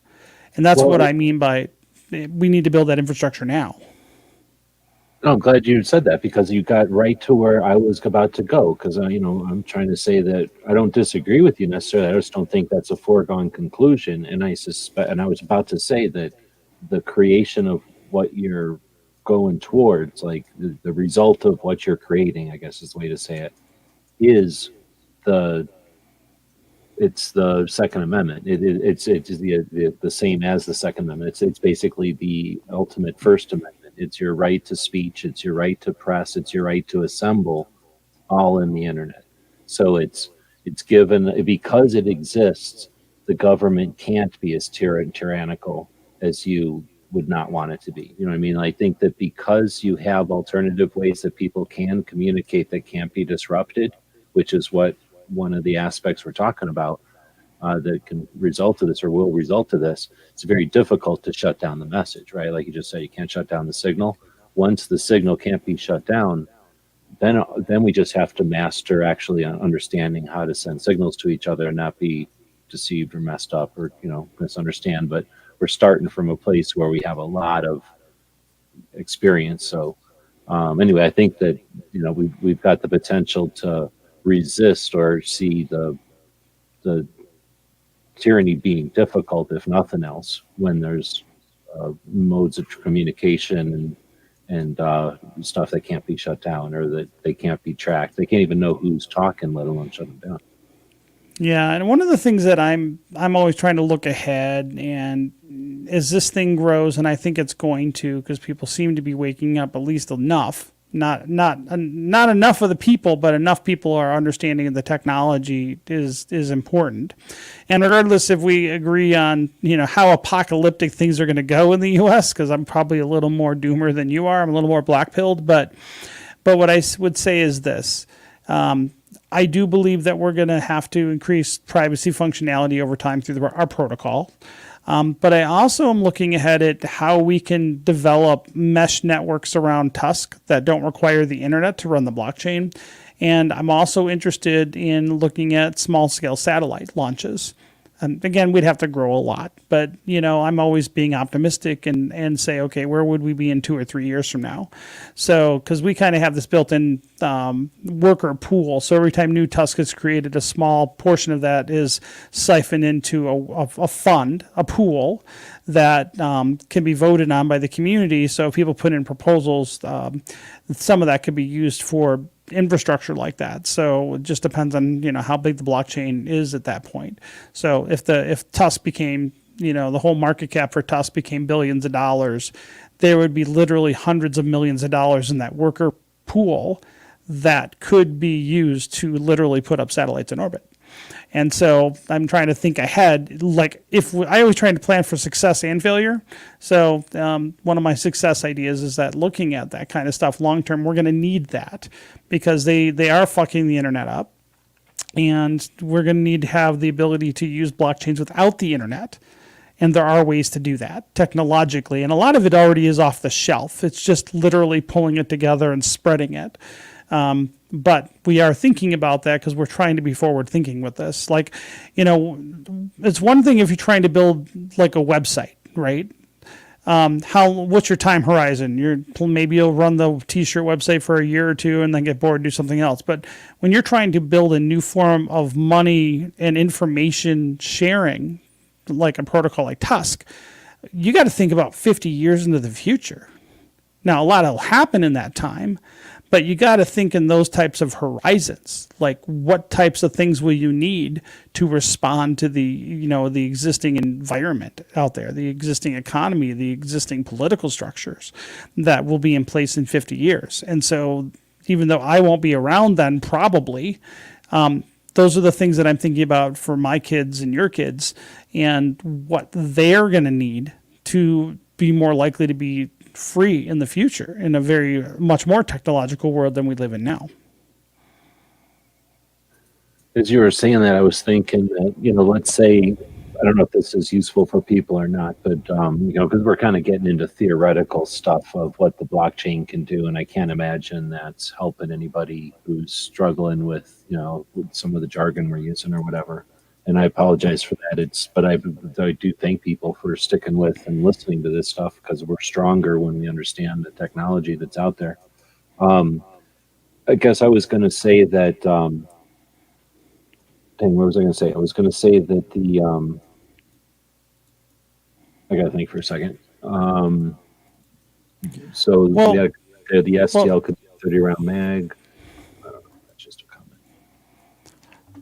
but I mean, but that's a good point. Like he, just said in the chat, he was talking a little bit about what Canada literally today decided to screw the entire, their entire country on pistols. I don't know if you saw that, but and limit all magazines to 5 round capacity. So the interesting thing about what did you see that in Canada? What Trudeau did today? See it, I heard of it, so I haven't looked at it myself. Just So heard. Trudeau just because they don't have a constitution, they don't have a right to bear arms. They just voted today to make it so they cap the supply of from how the way it read, they're not allowing the transfers of any pistols ever again. They're capping the supply of pistols, and apparently they said they're banning the transfer of pistols. And like right now, so like Reagan did in '86, right? That's why the price of a machine gun's so expensive. They're literally, but it doesn't even sound like you're even allowed to transfer the grandfathered ones. So it's pretty bad up in Canada.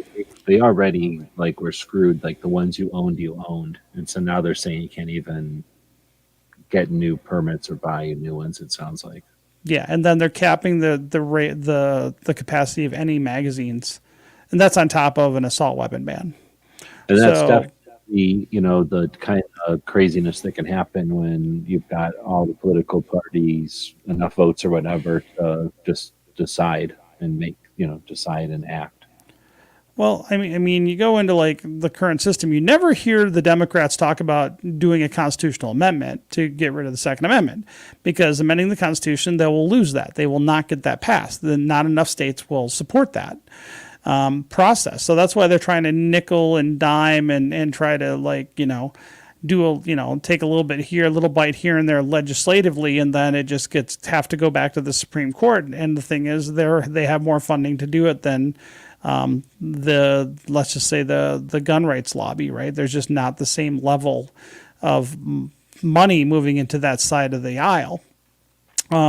So it's just interesting where that's going. But that's what I mean. The handwriting's on the wall. Unfortunately, I mean, we're only a couple more mass shootings away from probably them just ramming some very unconstitutional legislation down our throats.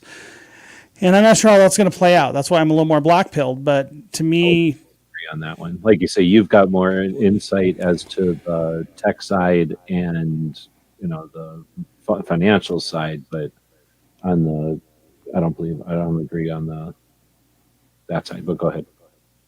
Well, we'll see. I mean, when's the last time you heard a president talking about banning all 9mm and stuff and calling them high? At some point, a bridge too far when there's millions of new gun owners. And then you're going to suggest that the caliber they chose, that's not saying, hey, let's nibble around at the edges. That's saying, hey, you're bad. You're associated with this person. That's hitting home to a lot of people. I pay attention to the people that are out there, and there's a lot of people who are experiencing being accused for the first time because they just decided to become a gun owner. And now they're being accused because of their choice. And those people are at least new, but I suspect more familiar with the whole political system. And they've got the ability and the words to say to those representatives, hold on there, buddy. You're not talking about me. I don't know who you're talking about, but I own a gun. And we've got that potential. Well, I hope you're right. Well, I'm not saying I'm right. I'm just saying I don't think it's a foregone. It's just that old-fashioned paradigm worked when you had NRA plaid guy who would say, my rights, my property, and then he would sit back down and yell louder if you came back at him. But we got a whole new dynamic. We've got situations that don't work with their narrative. Their narrative needs to be, within that parameter, and it isn't. So whenever it doesn't hit their parameter, it's opportunity and angles for our side, which has lots of nuance at this point to address all the different pieces. I think, from my angle, just because on a side topic, since it's a gun show anyway, I think that the reason we're seeing so many attacks from so many angles is because they're trying to count coup as many times as they can and get as many victories wrapped up so that they can make the money from the people who generate income on their side, because they know that they can't do one thing. They don't have a battleship. They don't have a real fight. All they can do is run around slapping, and they're just effective because they can go around saying, look how many wars we're starting. And they also know that when the gun community has historically been ineffective, when we take slaps or black eyes, we basically shut down. They're expecting us to do that, but they're not going to get that result. The gun community is diverse, it's vast, it's experienced, and it's capable. So they're going to see a different result. And I don't know how the result will play out, but like you see, we'll see. But anyway, that was a bit of a tangent. Well, I mean, I don't disagree. It'll be interesting to see. I mean, it'll be interesting to see how it plays out. Yeah. Now, I did want to say that I wanted to throw this out there again, and I lost it before, but I wrote it down this time. And this might help people kind of realize what we're talking about with the concepts or the big pictures for the potentials for the blockchain, or the non-centralized use of data and communication and everything that this is offering. If the internet did shut down, like you said, something happened, they started to tax the internet. Google said, you're going to get taxed every time you did a Google search, or you're going to get taxed every time you use Google Maps, let's say. You're going to get taxed by the mile. We're going to charge you by the mile to use Google Maps because our satellites cost so much. Then all the gas stations out there could say, hey, don't use Google, don't use the internet, use our system. And the internet and the gas stations could create some system where they talk to each other and they provide people on the highway access to their carrier signal, or their system that offers a mapping system. And it's an alternative when the big systems fail or the big systems adjust or change. And I think that's right. I don't know if that works as an example or whatever, but I think that if we see some real big changes in financial systems, it's nice to have an alternative. And we've got some systems in place. We've got the industry and we've got the gun shops. We've got an infrastructure. We've got the organizations, and we've got people who have a fundamental interest in the firearm, not just like people who own guitars who might be interested or they might not be interested. They might be professional or have some interest in it as a tool, or they might just be hobbyists.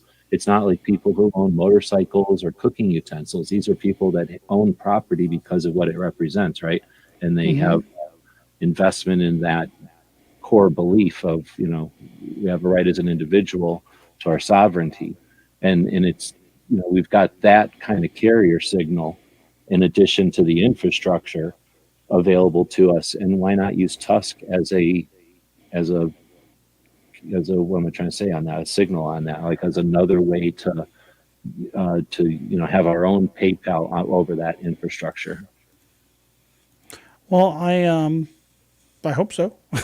So, yeah, I mean that's the goal. Is just really kind of getting it out there and getting people to use it. It just takes time, and it'll be interesting to see where it goes. Like I'm really optimistic about this project and what we're doing, because when you're working on something that's just not about cash and not about ego, but really trying to build something that, I don't want to say world changing, because I don't know if we're building something that's world changing, but maybe community changing or industry changing. I would like to see TUSC be at that level, and that's the goal I'm working for and towards. And I think if we continue doing what we're doing, I think we have a good shot to get there. Enabling, I'd say, right? Like changing depends on 50-50 hindsight, or what do they say, after hindsight, but you're definitely offering, right, a potential, an opportunity. I think so. I think there's a lot of opportunity here, because what I see happening is, I think what we're seeing right now is that we do have a lot of,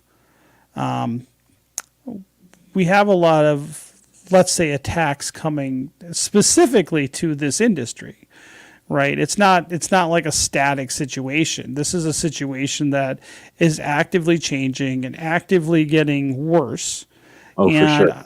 And it and so better at and so all. I And we yeah, have a and lot. so yeah. And so I think because of that, we have the ability to really affect change in this industry using this technology, whereas maybe more established cryptocurrencies that are out there, but one, maybe they don't understand that this problem exists, so there's not an opportunity to solve the problem, or they're straight up run by people that are anti what we're doing, right? A lot of crypto right now is run by people. I would say crypto is like, it started off being very anarchist and libertarian in the beginning, but because so many software developers and so much VC money has come out of Silicon Valley, I would say better than 50% of crypto now is run by liberals. And so it's funny because even in the crypto world, when I'm in certain groups and I talk about what we're doing, like they get really upset. So they don't like what we're doing because of the gun thing, and that we're at least open to the gun thing and friendly to guns. And so that's I think there's an opportunity for us because a lot of them won't even approach this industry. They won't work with this industry to help solve this problem because they hate the industry, right? A lot of these people have come out of companies that have actively worked against the industry, or we're talking, think of Facebook and Google and all these different platforms that hate the gun industry, and the PayPals of the world. So you're They've talking now moved. people that are in the cyber industry are coming from other tech industries that may have a distaste for guns. So they're bringing that distaste with them into their cyber positions Yes, or cyber roles. Okay. exactly.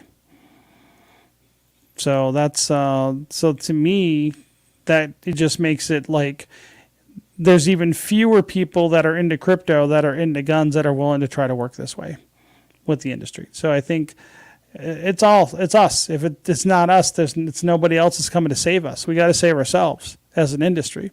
And then it's just two-way people, even if you're not quote unquote in the industry, right? There's no one else that's going to come rescue us. We're being backed into a corner. Now, I hope that I hope that people come to their senses and realize that, this is not the right time to try to rip the country apart with having some kind of civil war over guns, right? This is just not a good time to be pushing this, but the left seems to want to. And because of that, I think we have a limited horizon, that we're going to have to do something. The window's closing. If we don't build this infrastructure now, and what I mean by infrastructure is adoption. If we don't build it now, it might be too late in 2 years, 3 years, whatever the number is. I don't know, but I know it's coming, and we got to do something now. And no one else is doing it. We're the only crypto project that even bothers going to SHOT Show, right? There's no one else there. They don't care. There's no one from Bitcoin at SHOT Show. There's no one from Ethereum or Solana that go to SHOT Show. It's us. Right. They don't see the opportunity because they don't really need the segment, right? And they don't probably value or even want to include the segment potentially. They could actually be against our community. I was going to put in there that other early adopters over the years, you think about other things, even photography, really.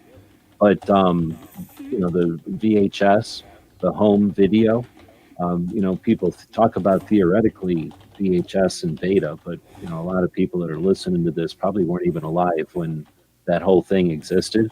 And that was a time when you would go to the movie theater to watch a movie, and you would watch television to watch television.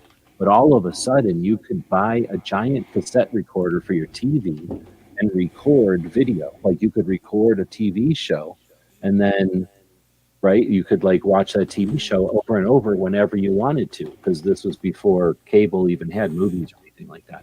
And then eventually you could get a movie on a VHS tape or on this cassette player and rent that movie from a video movie store. And that was a whole new thing, and cable wasn't everywhere yet. So that was a whole thing. And when people talk about VHS and beta, right, that whole, what should I say, era, who were some of the early adopters of VHS and beta, like porn and people doing newsletters and viral marketing and people who would make a VHS tape of like pyramid schemes and drop those things off at the the beauty parlor or something, so people would take them home and watch the VHS tape. They were a bunch of guerrilla and um, early adopters, right? People that were playing with the technology. And that's what I was going to say. That would probably apply to every other tech, phones, the auto dialers, right? Like cell phones and spam email.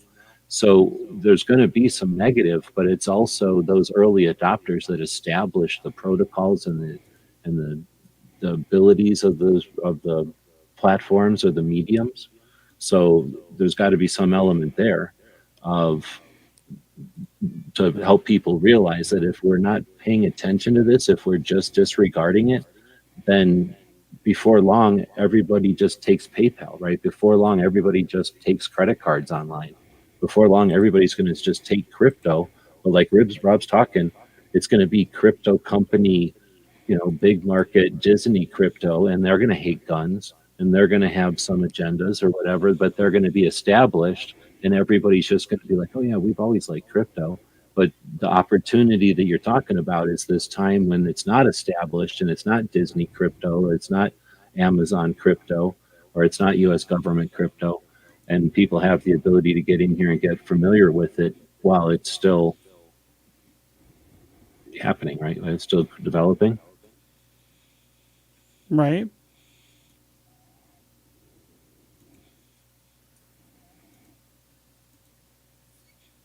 Did I lose you?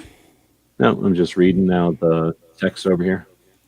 I was Oh. just making a point that it was, that there's been early adopters, and if people disregard the developments, the steps in technology because the early adopters aren't their favorites, then we're allowing stuff to happen right in front of us. Yeah. I think it's coming. And I just hope, people wake up before it's too late. I guess is the way I would go with this, because I just think that the time is running out. Now I'm going back to my doomer state, but really I think it'll be. I'm fascinated. I'm like in one element I'm super excited because I really like the technology and it's a very exciting space to be in. There's a lot of interesting things happening. There's a lot of change happening. It happens really fast in crypto. Like 2 years in crypto, you're like 100 years old. And being in crypto like 4 years, I feel like 200 years old. So I like that piece of it. But I'm a little more doomer about the politics and the economy and geopolitics. And so to me, it's like the one part of me is real excited about this, but the other part of me is like, yeah, we need to be successful with this because it'll be really bad if we're not in the future with the way things are going. So that's kind of what drives me on this. And it is getting a little late for me. I do have to work in the morning. So I'm going to have to probably sign off here in a minute. Yeah, well, that's good timing because it's right at the 2-hour mark. And hopefully this helped people to explore the concept of what the internet might evolve into, using TUSC as the catalyst or the focus of it, I guess. And thanks for taking the time. Do you got any last questions? Anybody out there that might be still joining us? We do this show late because we do appreciate the people that are overnight. So thanks, Rob, for sticking around. You're a little bit earlier than me. What time is it? It's 1 a.m. for you, or no? Is it midnight for you? 12:20 a.m. my time. But still, 2 hours in the middle on a holiday. I do appreciate you taking the time. Like I say, when we set this up, I didn't even realize we were setting up on a holiday. Oh, dude, I appreciate it though, and normally I don't mind. My wife's like, go to bed, because we have to get up early. But I think, if anybody's ever just reach out to me. If anybody just hit me up at Rob McNeely on Twitter and DM me. I got my DMs open. That's a quick way to get a hold of me. If anybody actually has specific questions about crypto, I try to make myself available. So if you just said, hey, I saw you on the stream, DM me on Twitter. That's probably the quickest way to get a hold of me. And if you have any interest, check us out at TUSC.network. That's TUSC.network and TUSC.network. gotta pimp the URL. And if anybody wants to experiment or try stuff out, we do have a Telegram group, and I think you can always get a hold of somebody in the community on Telegram. And so I always tell people, join the Telegram group. It's a small community. Okay. Is that available on the website? Sorry to interrupt, but is that available on the website? It's on the website, and I just dropped it into the chat as well. Okay. So it's just TUSC Network on Telegram. And I always tell people join there. There's a lot of people that are just listening to it all day long. So if you just say hi, people generally respond. I'm in there every day as well. And so if any of y'all have more questions on Telegram, we're in there all the time too. So reach out. Let me take a second and just say Telegram is it's a messaging system / information distribution platform that's telephone based. And this is a great opportunity to get information about TUSC, but using a new platform that is valid. Like, it is a good exercise to use Telegram and find out what it is, because I'm sure you might have heard people talk about it, but if you haven't, it's a tool that you'd want in your resource, right? It's a good tool to have. So having a place to go on Telegram, I don't have anywhere to go. I only know 2 places, and I really don't want to watch them. I just want to have them in my list or whatever. So having a place that I can go, that I can just watch and see how Telegram works, I'm looking forward to that. Perfect. Well, thank you so much, and I appreciate everybody tuning in and participating today. Consistently. What interview have you done that you'd recommend? So I'm sure you've done plenty of interviews, so that because this wasn't really like a meet Rob or talk about TUSC show, for someone to get the best presentation of what TUSC is, where would we send them? That's a very good question. I don't have a good answer off the top of my head, because no worries. I've done a lot of streams, and we always kind of ramble. Let's see. I did when was that? I did a Twitter Spaces room that was recorded, and it's on my timeline somewhere. I'm just trying to think where I posted it, but if you can find it, throw it at me. I'll mention it, and I'll put it out there as a separate entity. So that's just something that people can get an essence of what TUSC. So let's see. I know. Let's see. I'm just thinking maybe I put it on maybe it was on the main Twitter account for TUSC Network. That let's see. Did they? I don't know if I put that out there before they banned our channel.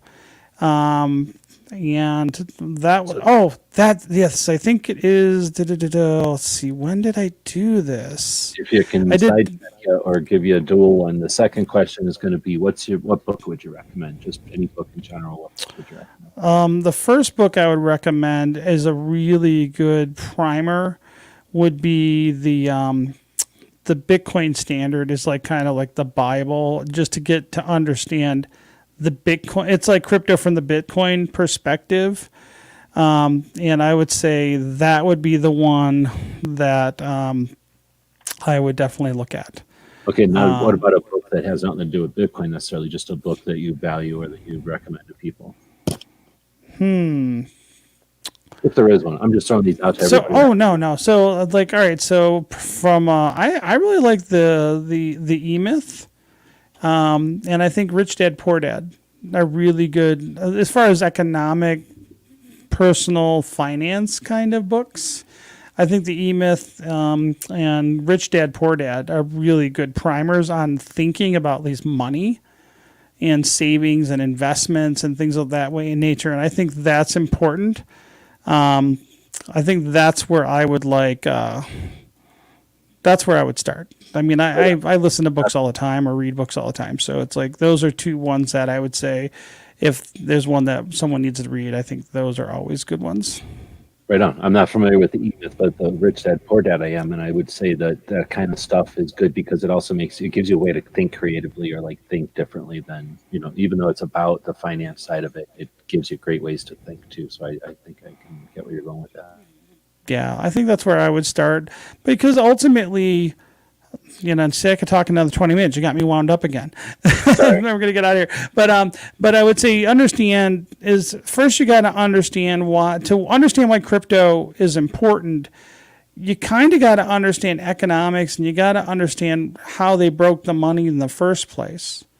And then if you really want to get deep into how they broke the money, go read The Creature from Jekyll Island. And that talks a lot about how they broke the money. And so what we're dealing with inflation right now is the fact that they broke the money. And how they broke the money is very common throughout history, and it only ever ends really badly when they break the money. And basically, it's short. Long story short, they devalued it by printing, because politicians get power and money from being able to spend other people's money. So they borrow more and more money because politicians gain power from spending other people's printed money. And then ultimately, at some point, they get so greedy that they print so much money that at some point the game is over, emperor has no clothes, and now the money really doesn't work very well anymore, loses its purchasing power, and it gets broken. Well, crypto fixes that.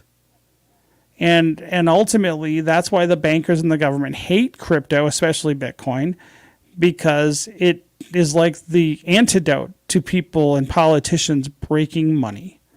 And ultimately, that's what it comes down to. Crypto is more honest money.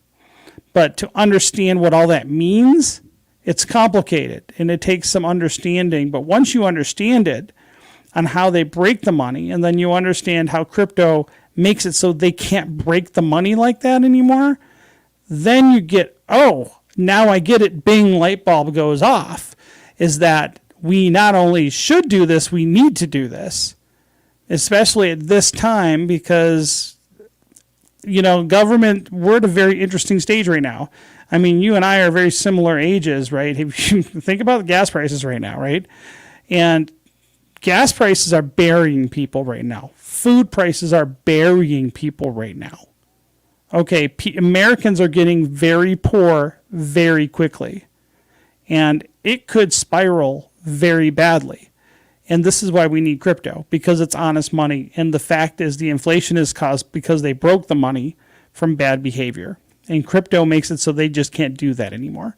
I guess that would be the simple way to look at it. But read those books, understand how they broke the money, and then you understand why crypto makes it so that's not possible.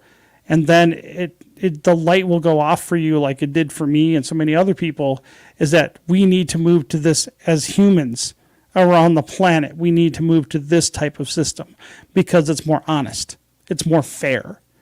It takes out a lot of the corruption and manipulation that we get from politicians. And that's why I'm excited about this technology. And that's why a lot of politicians, especially American politicians and Western politicians, are fighting it, because they know that's what's going to happen.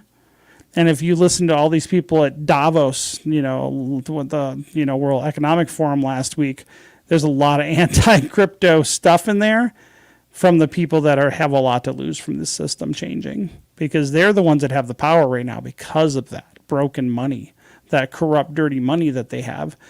And they fear what crypto is going to take away that, how crypto will take that power away from them.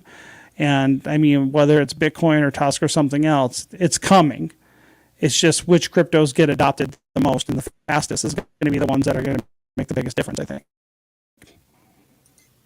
Right on. And I apologize again for giving you big open-ended questions at the end there. But let's chat again, and you have something to chat with you. I don't need to keep you off air, but jump off. We'll chat again later this week about something. And then thanks again for jumping in. Thanks, G-Webs, and thanks to everybody that tuned in and wanted to hear me ramble. I appreciate it. And you guys have a great night. And remember, those that served, this is still that day. Thank you.